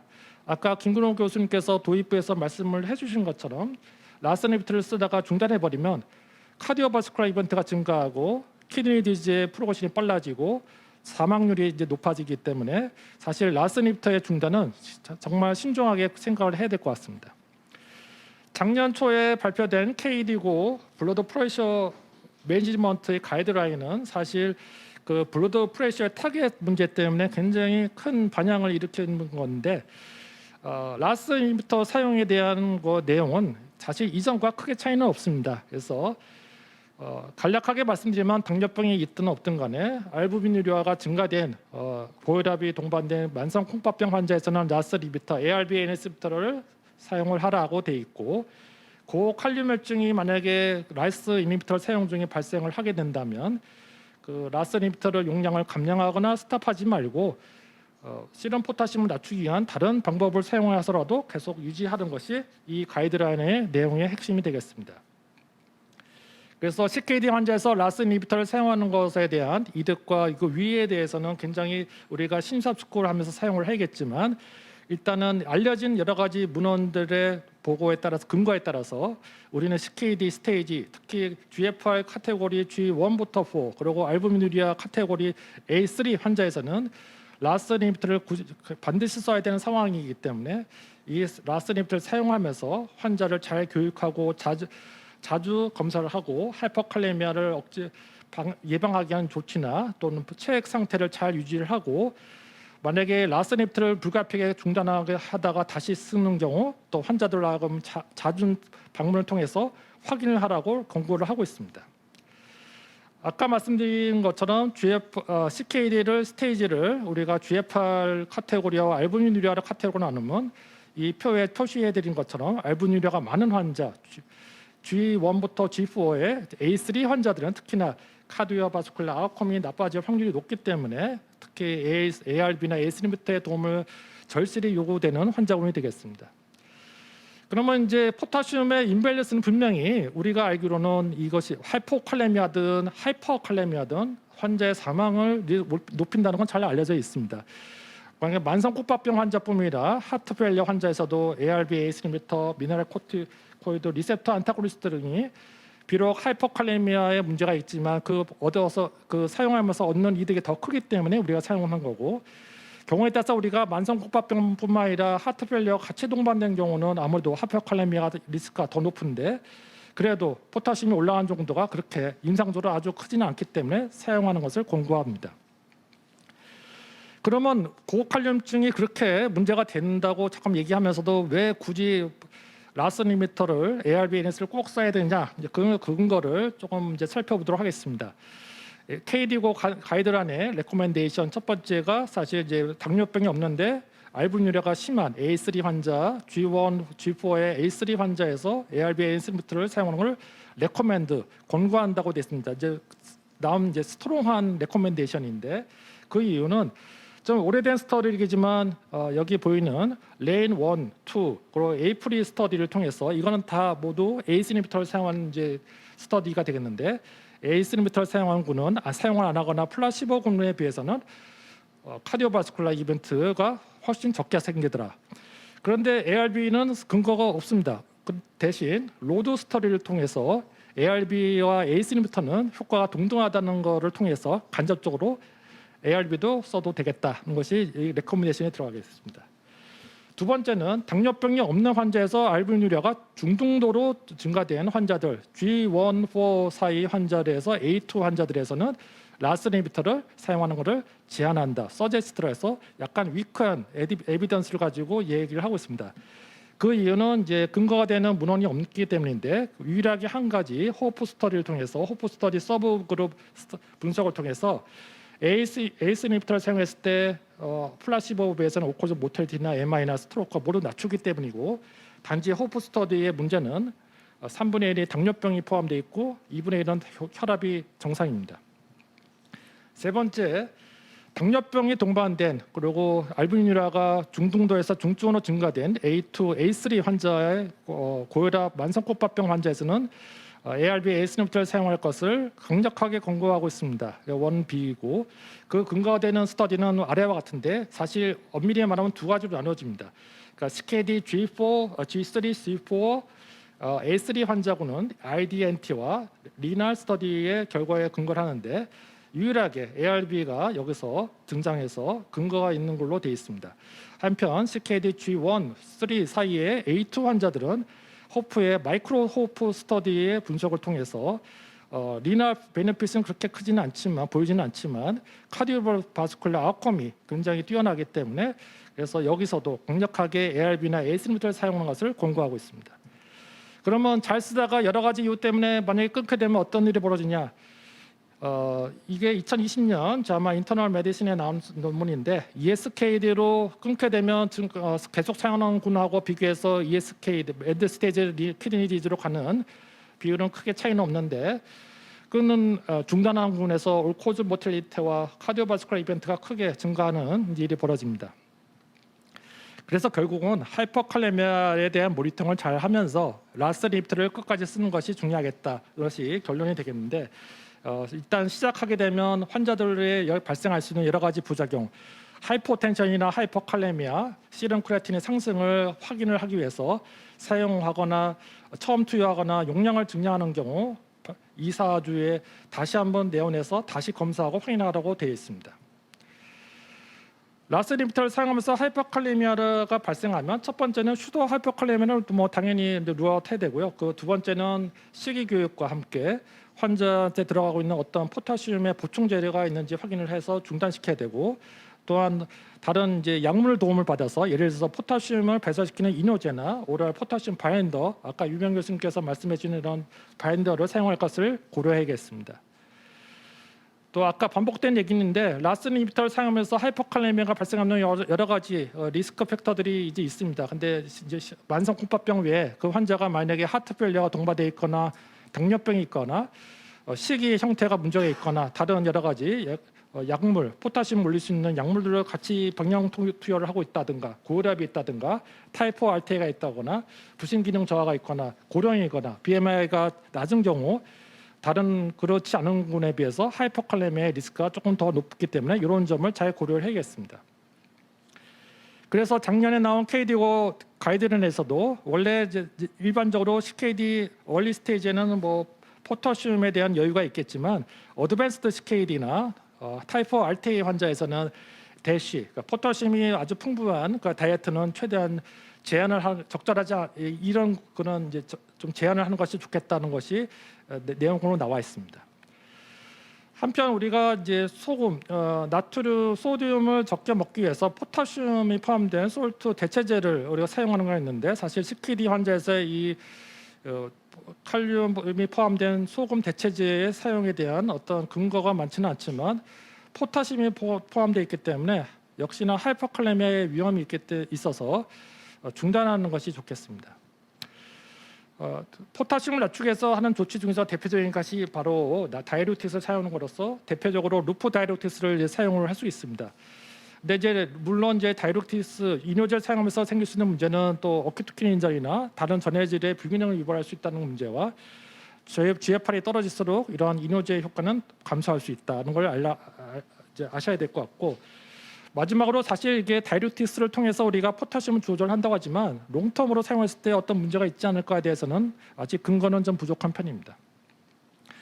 아까 이제 유명 교수님께서 앞서서 말씀해 주신 것처럼 포타슘 바인더를 사용할 수 있어서 뭐 우리가 흔히 쓰는 폴리스테린과 저코리움과 포토노머 등이 이제 아까 소개를 해주셨습니다.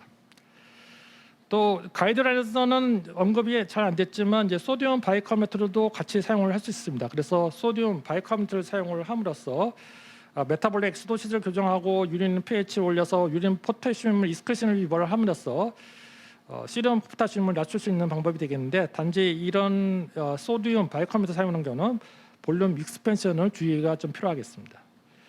그러면 이런 조치를 언제까지 해야 되냐? 고칼륨혈증에 대한 조치로서 뭐 이노제 쓰고 바인더 쓰고 소듐 바이카메트 쓰는 것을 언제까지 해야 되냐? 계속 해야 된다는 겁니다. 왜냐하면 하이퍼칼레미아 한번 발생하면 재발하기 쉽고, 특히 하이퍼칼레미아 한번 발생한 환자들은 1년 내에 한 번 이상 계속 재발 확률이 높기 때문입니다. 그러면 이런 여러 가지 굳이 고칼륨혈증 ACE 이니비터 ARB를 쓰자고 해서 여러 가지 조치 검사도 자주 해야 되고 여러 가지 또 추가적인 약물 쓰는 것이 그런 비용을 생각하면 ACE 이니비터 ARB 쓰는 게 굳이 필요할 것인가? 예, 필요하다는 겁니다. 왜냐하면 ACE 이니비터 ARB 쓰는 거는 죽느냐 사느냐의 문제이기 때문입니다. 그러면 우리가 어떻게 보면 그래도 경우에 따라서는 고칼륨혈증 문제 때문에 해서 라스 이니비터를 중단보다는 좀 감량하는 경우가 있을 수 있습니다. 근데 이제 안 쓰는 것보다는 차라리 쓰는 게 낫지 않냐 하는 이제 어떤 생각이 있을 수 있는데, 사실은 여기에 대한 근거는 부족하고, 단지 가이드라인에서는 그래도 안 쓰는 것보다는 조금이라도 쓰는 것이 합리적이라고 얘기를 하고 있습니다. 앞서 말씀드린 케이스의 환자는 하이퍼칼레미아부터 이렇게 해서 제가 폴리스티렌 설포네이트 프로세마드를 쓰고 그걸로 조정이 안 돼서 소듐 바이카메트까지 쓰면서 조정을 해서 그 시름 크레아틴은 비록 높고 포타슘 EGFR이 낮은 환자이지만 한 거의 2년 가까이 포타슘을 조절하면서 사용을 하고 ARB를 계속 지속적으로 사용하고 있습니다. 물론 다이어트 에듀케이션을 해서 환자가 약을 제대로 먹는지 여러 가지 칼륨 많은 음식을 드시는지 꼭 체크를 해야 되겠습니다. 그러면 어드밴스드 CKD 환자에서 과연 그러면 마스 블로커를 끝까지 쓰는 것이 맞겠느냐, 이런 물음표가 있을 수 있습니다. 즉 거의 이제 수석이나 이제 신장 이식을 하기 직전 환자들에서 여러 가지 유레맥 심톰이 나타날 수 있고 하이퍼칼레미아 조절되지 않을 수 있는 상황이 됐는데 과연 이런 환자에서 굳이 끝까지 써야 되느냐 하는 이제 물음표가 있을 수 있습니다. 근데 예전 한 5년 전에 나온 BMJ에서는 시름 크레아틴이 높으면 이것이 결국 환자의 모텔리티를 높일 수 있다 하면서 이런 이제 내용이 나왔는데 여기에 대한 반박으로서 어드밴스 트라이얼 결과를 가지고 그래도 시름 크레아틴이 높아지면 분명히 어떤 클리니컬 아웃컴의 리스크가 문제되는 건 맞는데 ACE 인히비터를 사용해서 얻는 장기적인 리스크에 대한 어떤 그 영향은 훨씬 괜찮다는 겁니다. 그래서 ACE 인히비터를 끝까지 쓰는 거, ARB ACE 인히비터를 끝까지 쓰는 것을 권유하고 있습니다. 두 번째 케이스입니다. 64세 만성 콩팥병 환자인데 유피로감과 오심을 호소해서 왔습니다. 고혈압, 당뇨, 통풍이 있었고 ARB 쓰고 있고 여러 가지 프로세마이드, 페프스타트 그리고 폴리스테린, 소디움 바이카르보네이트 그렇게 많이 쓰고 있었던 이유는 이 사람 이제 다행히도 폴모이드만 없었고 카디오메갈리만 있었는데 이 환자가 사실 어드밴스 스케일이 거의 스테이지 5 환자였고 ARB를 계속 쓰면서 포타슘은 제가 조절하기 위해서 프로세마이드, 소디움 바이카르보네이트, 카이솔레이트 여러 가지 쓰고 있었지만 점점 진행하면서 포타슘이 점점 조절이 안 되고 시름 크레아틴도 점점 올라가는 환자였습니다. 결국은 이 환자는 조절이 안 된다고 판단해서 이제 ARB를 중단을 시켰고 이 환자는 지금 현재 리날 리프레스 세라피를 하기 위한 준비를 좀 하고 있습니다. 그래서 아무리 조절을 해도 조절이 안 되는 고칼륨혈증 환자에서 언컨트롤드 하이퍼칼레미아는 결국 용량을 감량하거나 약을 중단해야 되는 상황이 되는 건데 그렇지만 그 전에 우리가 항상 얘기를 하지만 이런 약제들 ARB, ACE 인히비터 굉장히 중요한 약제들인데 이런 약제를 중단하기 전에 다른 병행하고 있는 약물을 혹시 중단하는 것이 더 우선적으로 생각을 해야 된다는 거고 그럼에도 불구하고 해결이 안 된다 하면 결국은 이제 유레맥 심톰이나 언컨트롤드 하이퍼칼레미아 등을 조절이 안 된다면 ACE 인히비터나 ARB를 리날 리프레스 세라피를 준비하기 전까지 시간을 벌기 위해서 잠시 끊는 것이 합리적이라고 되어 있습니다. 근데 이 크릭 스터디를 보면 사실 우리가 크릭 스터디의 이제 서브 분석 최근에 이제 다시 나온 얘기인데 ARB ACE 인히비터를 잘 쓰다가 이렇게 리날 리프레스먼트 세라피를 앞두고 어드밴스에 대해서 ARB ACE 인히비터를 끊는 것이 과연 합당한 조치인가에 대해서는 아직도 물음표입니다. 이게 2020 재작년에 나온 이제 스터디이긴 한데 ARB ACE 인히비터를 계속 쓰다가 써왔던 환자들, 아예 안 썼던 환자들, 아니면 스테이지 4가 4, 5가 돼서 새롭게 안 쓰다가 새롭게 시작한 환자들, 아니면 4, 5 전까지 계속 끌었다가 다시 사용했다가 여러 가지 하이퍼칼레미아 등의 문제로 해서 썼다 안 썼다 하는 환자들을 이제 비교 분석을 했는데 엔드 스테이지 리날 디지즈 ESRD로 가는 프로그레션 리스크가 사실 계속 써왔던 환자나 안 썼던 환자나 새롭게 썼던 환자거나 끌었다가 안 썼다가 왔다 갔다 했던 환자들 사이에는 크게 차이가 없다. 물론 이제 썼다 안 썼던 환자하고 계속 썼던 환자와는 조금 뭔가 차이가 있어 보긴 하는데 통계적인 유의성이 없는 걸로 되어 있습니다. 뿐만 아니라 모텔리티로 봤을 때도 원래 ARB, ACE부터 계속 썼던 환자와 아예 안 썼던 환자와 새롭게 이제 스테이지 4, 5가 돼서 새롭게 시작을 한다든가 아니면 그 전부터 계속 쓰고 안 쓰고를 계속 반복했던 환자들 사이에서도 모텔리티의 차이가 없어서 사실 이 내용을 보면 좀 이 데이터 내용 보면 조금 다양하게 또 해석을 할 수 있는 문제이긴 한데 최소한 4, 5에 대해서 새롭게 계속 쓰는 거는 크게 문제는 차이가 없겠다. 환자의 아웃컴에 크게 차이는 없는 걸로 생각됩니다. 그렇지만 계속 앞서 설명드린 것처럼 라스 인히비터의 굉장히 중요성 때문에 라스 인히비터를 사용하는 것은 굉장히 신중하게 이제 판단을 해야 될 것입니다. 그래서 정말 해결이 되지 않는 어떤 심각한 중증의 하이퍼칼레미아가 해결이 안 된다면 또한 어떤 심토마틱한 하이퍼텐션이나 유레맥 심톰, 시비얼 엑시도시스가 발생하지 않는 이상에서는 중단하는 것은 조금 이제 고민을 할 수가 있겠습니다.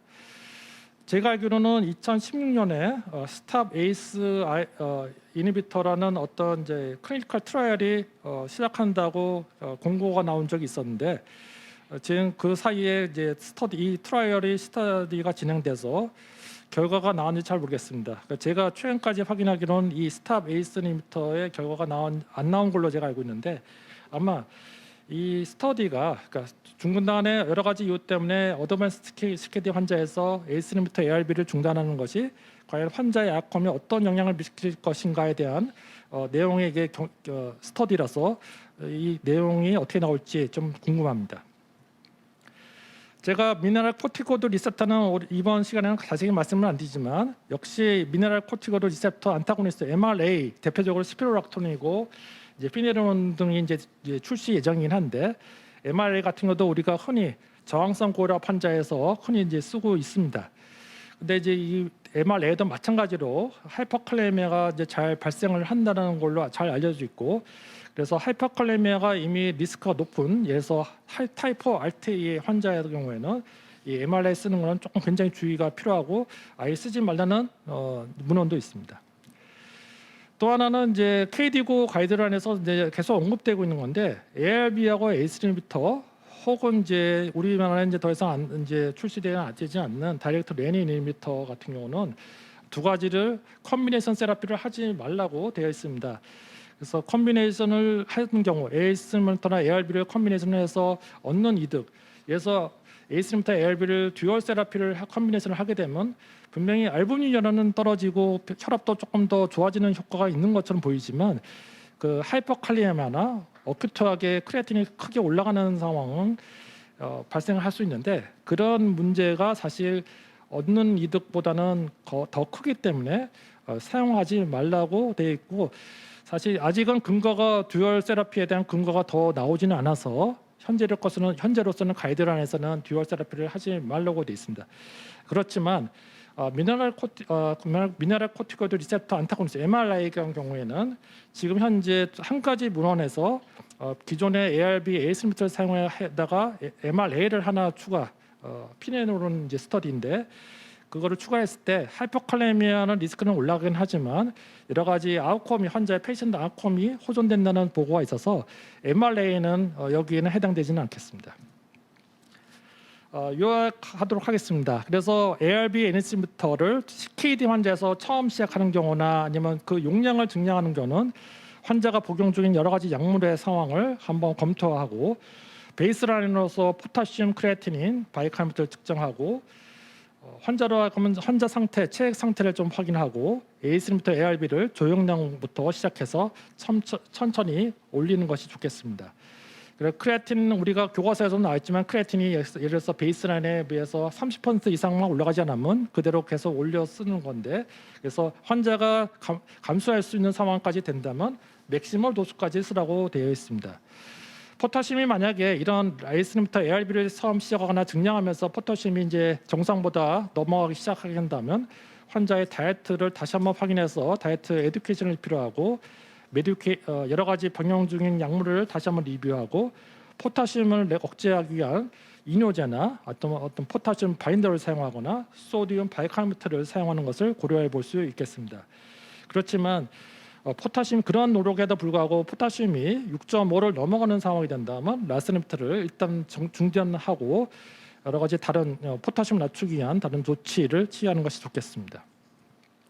결론입니다.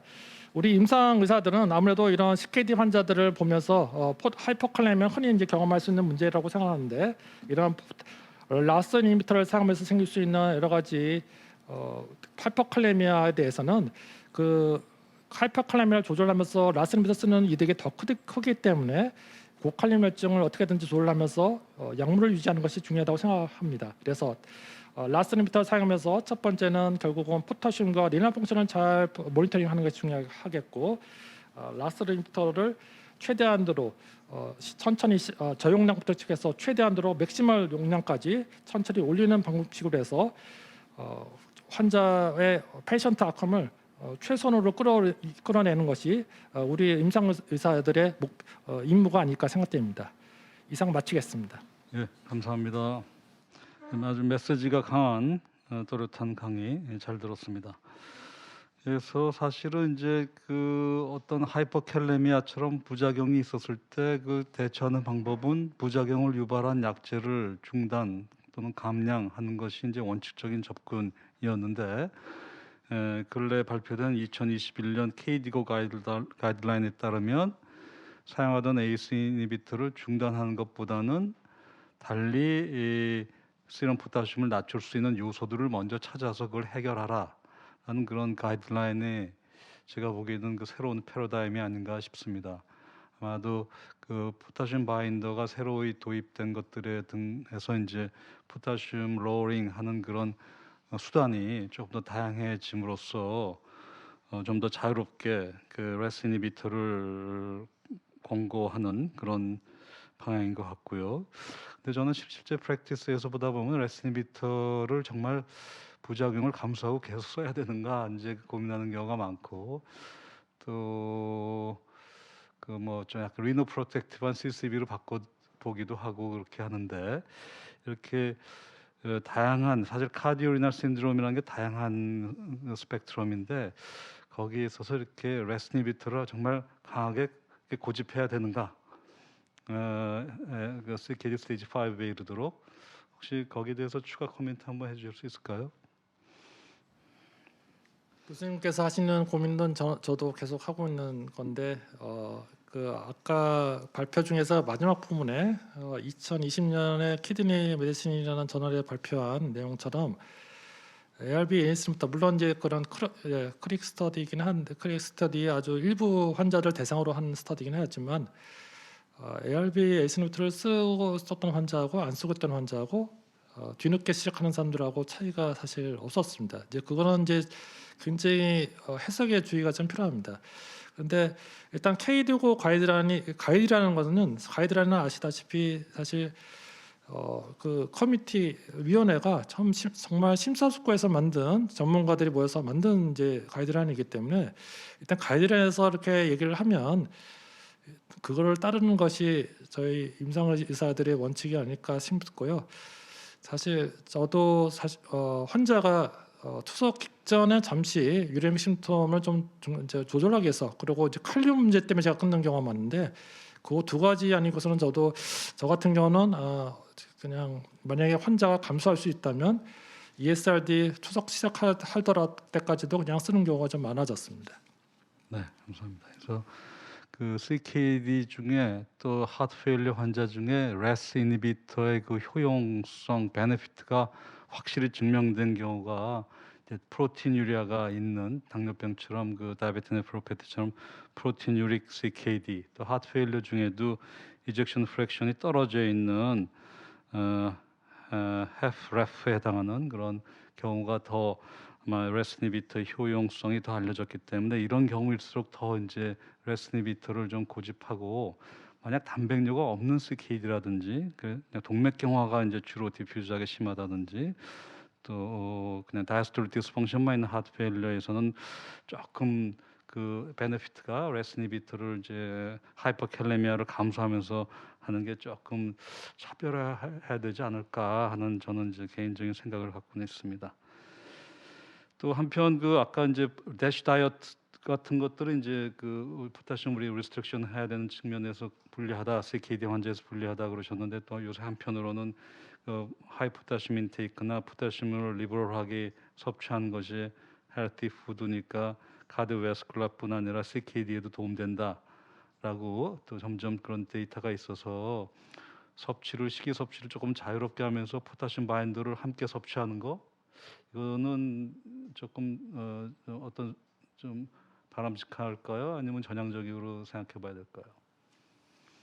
아시다시피 우리 알도스론 부신에서의 알도스론의 생성에 가장 또 중요한 팩터가 실은 포타슘 레벨입니다. 그래서 하이포타슘 다이어트에서 우리가 실제로 준 임상적으로 올라가 있는 포타슘이 레벨이 말씀하신 것처럼 여러 가지 신체 내 레닌 안조테신 알도스테론 시스템을 결국 억제하는 효과와 더불어서 그래서 하이포타슘이 그래서 카디오바스쿨라 리나에 조금 베네핏이 있지 않을까 하는 이제 개인적인 생각이 있어서요.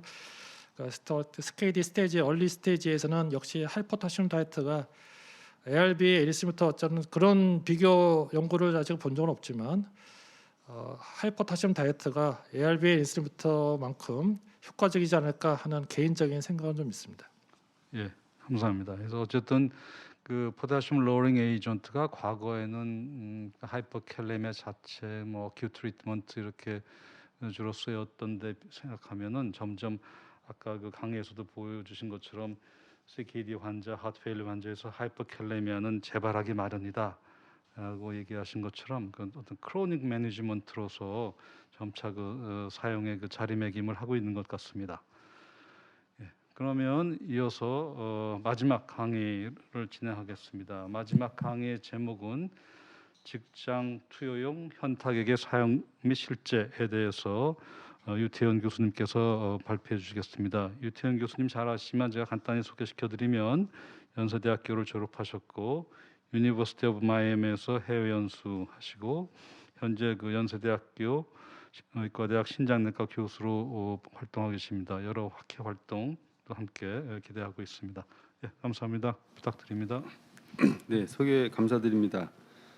제가 오늘 말씀드릴 내용은 직장 투여용 현타액의 사용 및 실제인데 실제로 이제 그 렉탈 유지에 대해서는 문헌도 많지 않았고 그래서 제가 이제 한번 고민하면서 저 나름대로 생각했던 것들을 한번 간단하게 말씀드려보도록 하겠습니다. 시간이 이렇게 오래 걸리지는 않을 것 같고요, 금방 끝날 것 같습니다.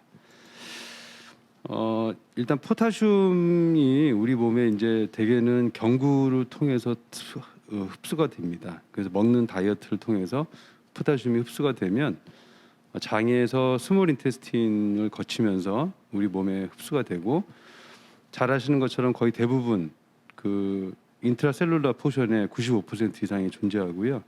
그다음에 익스트라셀룰라 플루이드에는 상당히 적은 용량만 존재하게 됩니다. 그래서 이게 항상 일정한 농도로 포타슘 레벨이 유지하기 위해서 키드니로 배출이 거의 한 90%가 되고요. 약 10%는 콜론을 통해서 배출이 됩니다. 그러니까 대개 100ml 이퀴벌런트의 포타슘을 우리가 섭취하게 되면 그 익스트라셀룰라 스페이스에는 약 70ml 이퀴벌런트가 존재를 하게 되고요. 그래서 이제 이게 그 어떤 엑시도시스라든지 또는 베타 아고니스트 조건이라든지 그런 거에 따라서 셀룰라 시프트가 일어나고 되게 키드니를 통해서는 약 90 정도가 배출이 되고 콜론으로는 10 정도가 10ml 이퀴벌런트가 배출이 됩니다. 콜론으로 배출되는 것들을 자세히 보시면 보시는 것처럼 스몰 인테스틴에서 이게 다이어터리 포타슘의 90 정도가 전달이 되면 그 스몰 인테스틴에서 이제 시크리션과 업소션에 의해서 디스탈 콜론으로는 약 10 정도가 도달을 하게 되는데 디스탈 콜론에 포타슘이 분비되는 그 채널이 있습니다. 그래서 디스탈 콜론에 있는 포타슘 채널에서 포타슘이 약 5 정도가 시크리션이 돼서 총 15ml 이퀴벌런트의 콜로닉 그 포타슘이 있다가 약 5 정도는 재흡수가 되고 약 10 정도의 포타슘이 정상적으로 배출이 되는 것으로 알려져 있습니다. 그런데 이제 이 포타슘은 그 정상적인 다이어트에서는 약 10 정도가 배출이 되지만 이 소디움 프리 다이어트를 하게 되면 그 알도스테론이 증가되고 신장과 같이 그 콜론에 있는 포타슘 채널의 액티베이션이 돼가지고 조금 더 포타슘 시크리션을 조금 더 증가시키는 것으로 알려져 있습니다. 그래서 이 포타슘을 인퓨전하게 되면 되게 신장을 통한 이펙트와 그리고 이런 그 셀룰라 시프트에 대한 이펙트 이외에 그 콜론 굿 팩터에 의해서 포타슘이 떨어지는 그런 현상들이 관찰이 됩니다. 그래서 이제 그런데 이제 그 신장 기능이 떨어져 있는 사람들에서는 그 신장으로 포타슘 배출이 어렵지 않습니까? 그래서 만성적으로 포타슘 배출이 어렵고 포타슘이 올라가 있는 환자에서는 콜론에서 포타슘 시크리션이 증가된다고 하는 보고들이 있습니다. 그래서 그 컨트롤에 비해서 그 ESRD에서는 넷 포타슘 익스크리션이 콜론을 통한 포타슘 익스크리션이 증가되는데 그 이유는 아까 잠깐 서두에 말씀드린 것처럼 콜론에 있는 디스탈 콜론에 있는 포타슘 채널인 BK 채널이 그림에서 보시는 것처럼 ESRD 환자에서는 조금 더 액티베이션 되어 있고 그 발현율이 증가되어 있기 때문에 콜론을 통한 포타슘 시크리션이 조금 더 많이 된다라고 이야기를 합니다. 그래서 이런 그 하이퍼칼레미아가 있는 환자에서는 그 신장으로의 포타슘 배출이 많이 억제되어 있고 많이 디스터번스가 있기 때문에 그 콜론을 통한 포타슘 시크리션을 증가시키려는 전략이 그 하이퍼칼레미아를 조절해주고 포타슘 레벨을 떨어뜨려주는 전략이 되겠고, 그 대표적인 약제가 CPS, SPS, 뭐 K엑살레이트, 말씀드렸던 파티르모 이런 것들이 있겠습니다. 그래서 이 포타슘을 콜론을 통해서 그 시크리션을 조금 더 많이 바인딩을 시켜서 포타슘에 대한 어떤 그 농도를 콜론에 그 빠져나감으로써 농도를 낮춤으로써 계속 콜론을 통한 포타슘 시크리션을 증가시키려는 그런 노력들, 그런 것들이 이제 포타슘 바인딩 에이전트인데, 아까 그 서두에 강의해 주신 것처럼 대표적으로 SPS, CPS 이런 것들이 있습니다. 실제로 그 파티로머를 투여하게 되면 콜론에서 이렇게 포타슘을 바인딩 시키는데 스몰 인테스틴부터 계속 이 포타슘을 바인딩해서 계속 디스탈 콜론까지 쭉 포타슘을 끌고 나간다고 되어 있습니다.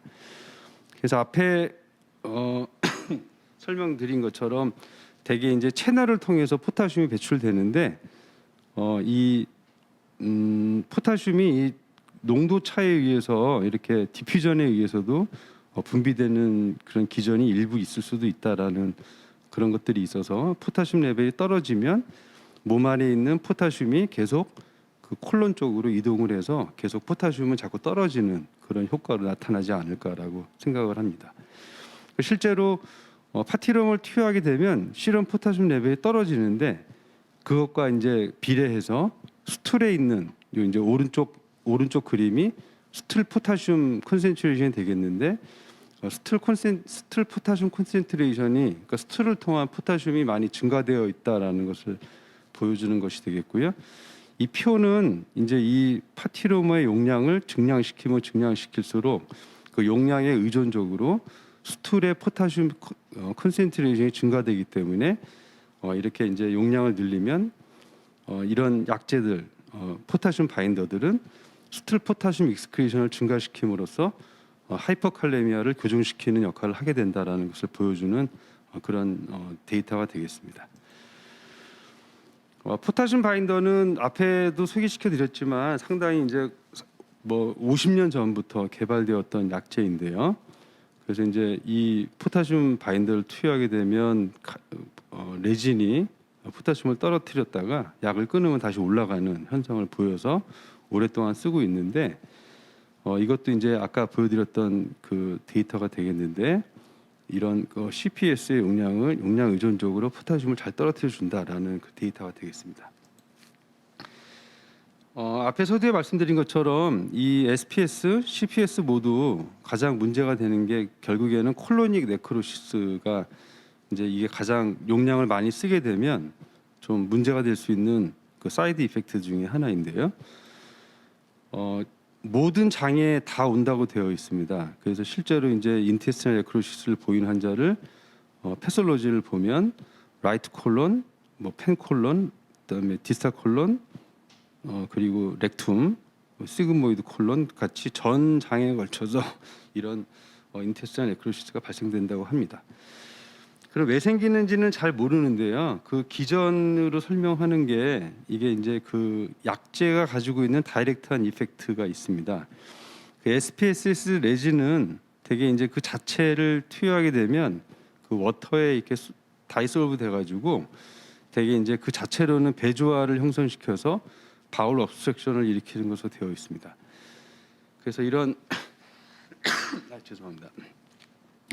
이런 레진이 이런 배조화 형성을 생기는 것을 억제하기 위해서 이걸 첨가제로 소비톨이라는 걸 투여하게 됩니다. 소비톨은 오스모틱한 그런 다이아레를 일으키는 약제가 되어 있는데 소비톨은 이제 이 장을 지나면서 워터를 빨아들여 가지고 삼투압에 의해서 그래서 이제 그런 워터에 의해서 오스모틱 다이아리아를 일으키게 되는데 이게 소비톨이 처음에 스몰 인테스틴을 지나서 물을 빨아들였다가 디스탈 콜론으로 가면 오히려 이 물 성분을 다시 배출하면서 오히려 딱딱하게 이게 성분이 굳어지는 현상이 생겨가지고 오히려 콜론 obstruction을 더 유도하는 것으로 되어 있습니다.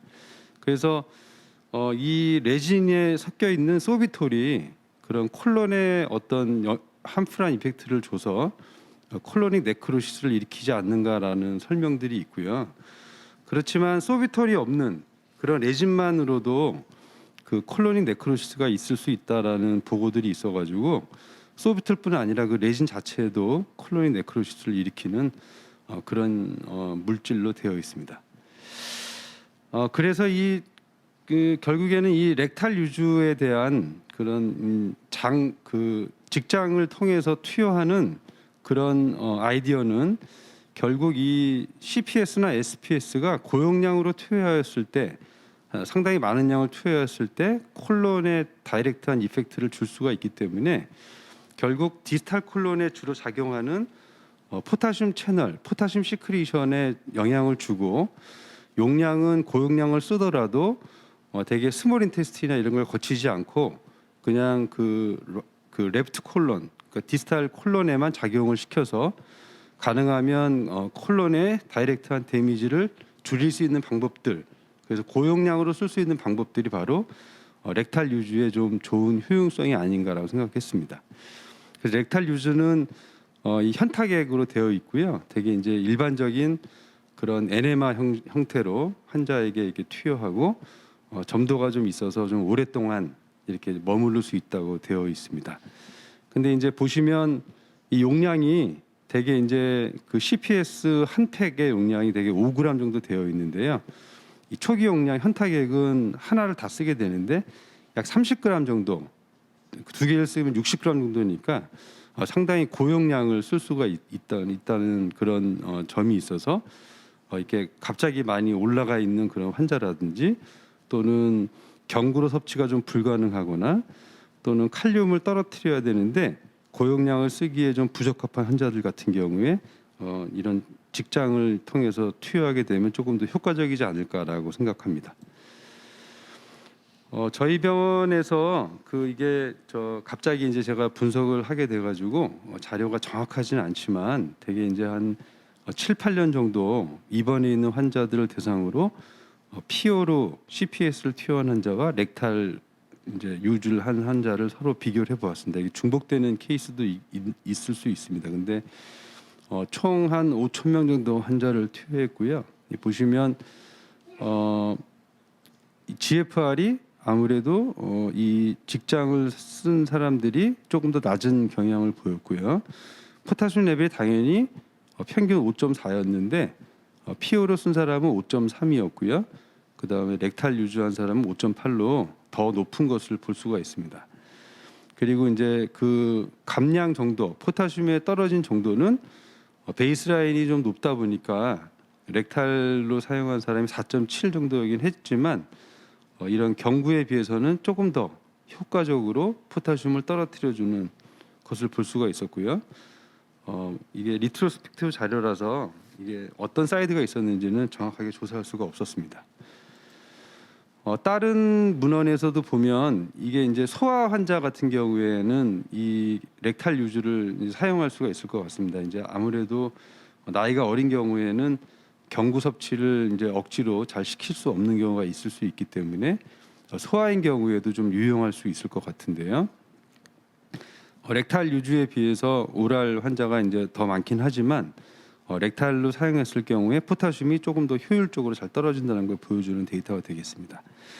근데 이 연구에서는 보시는 것처럼 이 처음에 포타슘을 떨어뜨리고 나서 다시 이 포타슘 떨어뜨리기 위한 퍼더 인터벤션이 필요한 그룹을 보면 렉탈로 쓴 그룹에 비해서 훨씬 더 많은 환자에서 추가적으로 포타슘을 유지하기 위한 그런 조치들이 필요하겠다. 뭐 당연한 상식적으로 당연한 얘기가 되겠죠. 렉탈로 일단 떨어뜨린 다음에 경구를 통해서 포타슘을 떨어뜨리기 위한 노력을 한다든지 그런 것들이 필요하다는 것을 보여주는 데이터가 되겠습니다. 대부분의 연구들이 다 이제 제한점이 있습니다. 이게 후향적으로 제가 조사한 거고요. 그다음 두 번째는 효율적으로 더 많이 포타슘이 떨어졌지만 당연히 PO로 준 거는 5g 정도, 한 팩이 5g인데 한 팩 내지 두 팩을 먹었다면 액탈인 경우는 30g 내지 60g 거의 6배에서 10배 정도의 용량을 썼기 때문에 당연히 포타슘 레벨은 더 잘 떨어졌을 것으로 생각이 되고요. 두 번째로 렉탈로 썼던 사람의 거의 대부분은 오랄 CPS로 전환을 해서 추가적인 그런 인터벤션이 필요하였다라는 것이 제한점이 되겠습니다. 결론을 말씀드리면 렉탈 CPS는 효과적으로 포타슘을 떨어뜨릴 수 있는 방법일 거라고 생각하고요.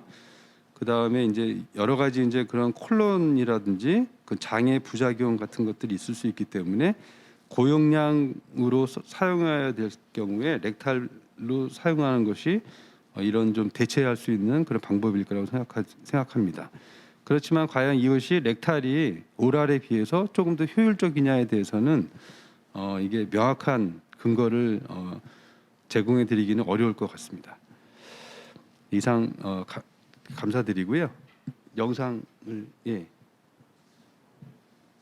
사용 방법에 대한 영상을 간단히 소개시켜 드리고 마치도록 하겠습니다. 안녕하십니까.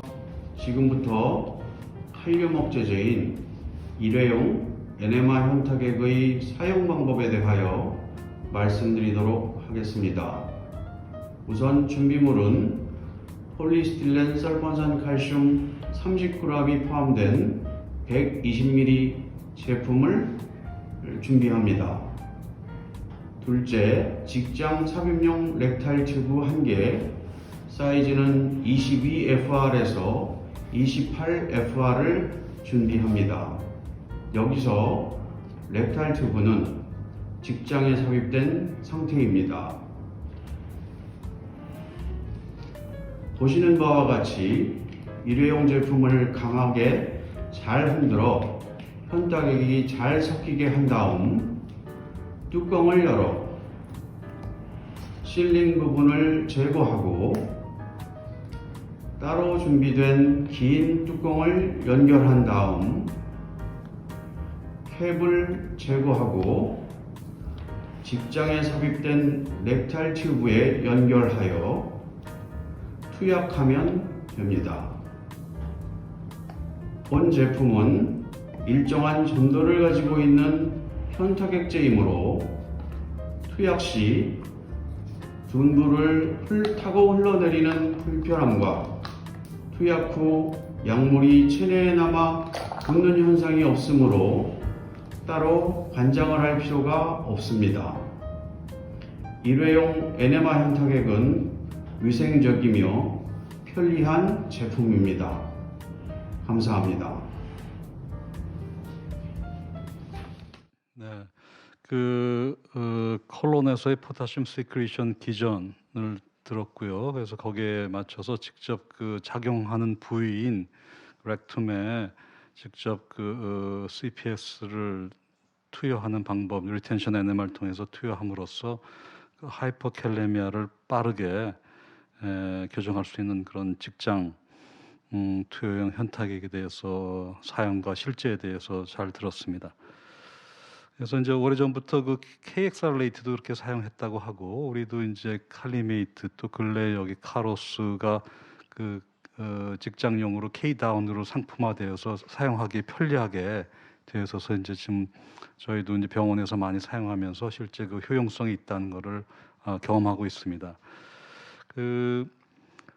유태영 교수님 실제로 분석한 자료를 보여주셨는데, 여태까지 이렇게 리텐션 NMR로 CPS를 투여한 보고는 없죠, 아마 문헌은.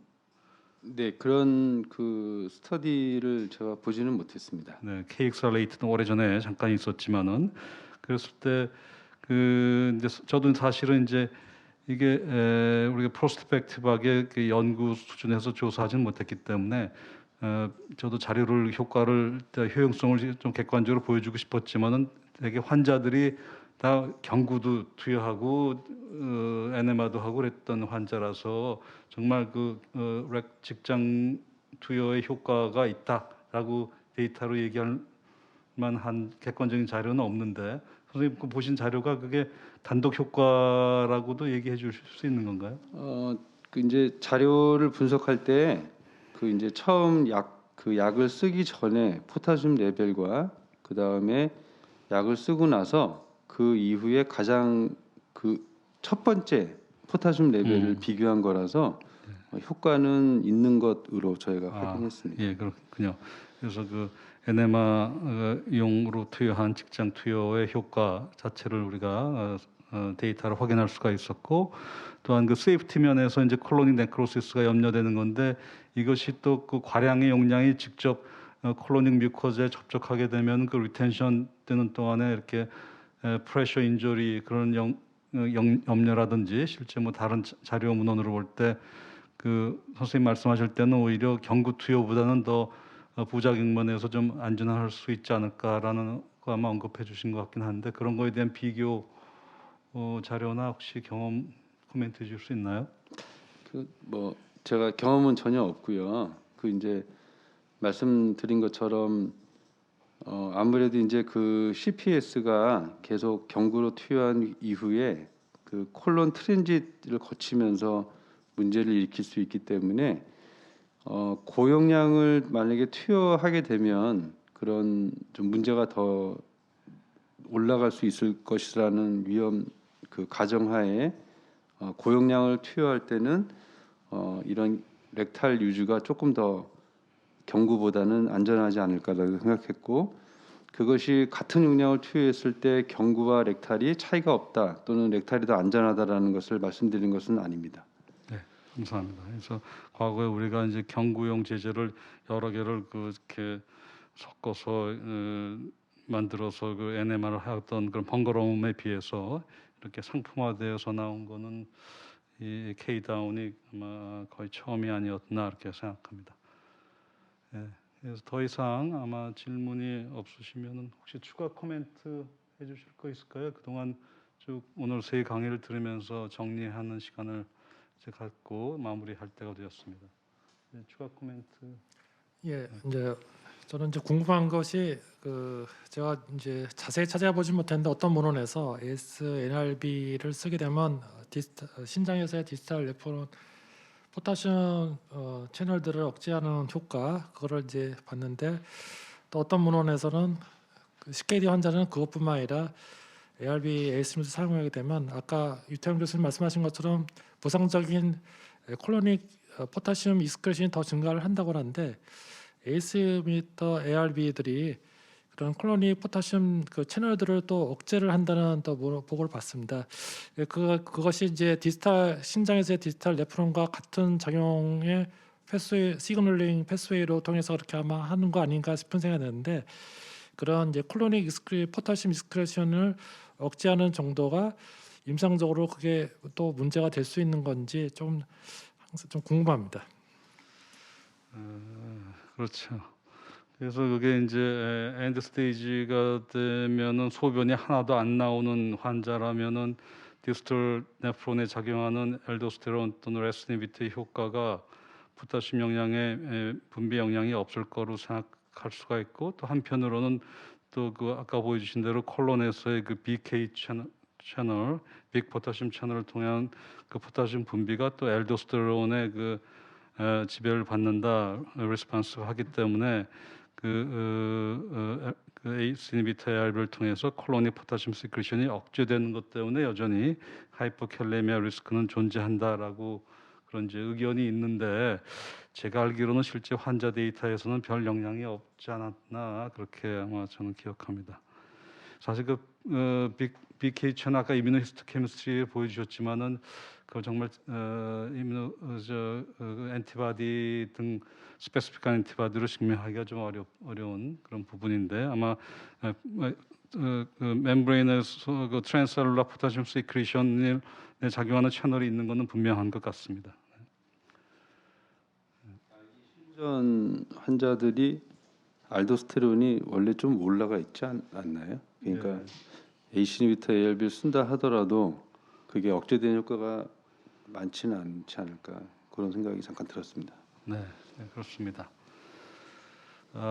그러면 이제 결론을 지어보겠습니다. 그래서 오늘 그 심포지움을 통해서 제가 이제 세 가지를 느꼈는데요. 우선 이 하이퍼캘레미아가 이제 크로닉한 하이퍼캘레미아, 우리 하이포나트리미아는 어큐트 크로닉 흔히 나누지만 하이퍼캘레미아는 어큐트 매니지먼트는 있었지만 크로닉 하이퍼캘레미아에 대한 개념이 별로 없었는데 우리가 CKD, 하트페일러, DM 환자들을 이제 다루면서 또 레스 이니비터를 흔히 병행하기 때문에 하이퍼캘레미아가 이제 흔히 크로닉하게 되고 거기에 따라서 그 포타슘 바인더도 이제 크로닉하게 쓰는 거죠. 과거는 포타슘 로어링을 뭐 1주, 2주 해서 원상복구하고 있지만 지금 보다 보면은 하이퍼캘레미아는 의례 지속하기 마련이기 때문에 수개월, 수년간 써야 되는 그런 상황을 맞이하면서 더욱더 그 포타슘 바인더의 그 세이프티 면에 대해서 우리가 좀 검증을 해야 되겠다는 생각이 들고요.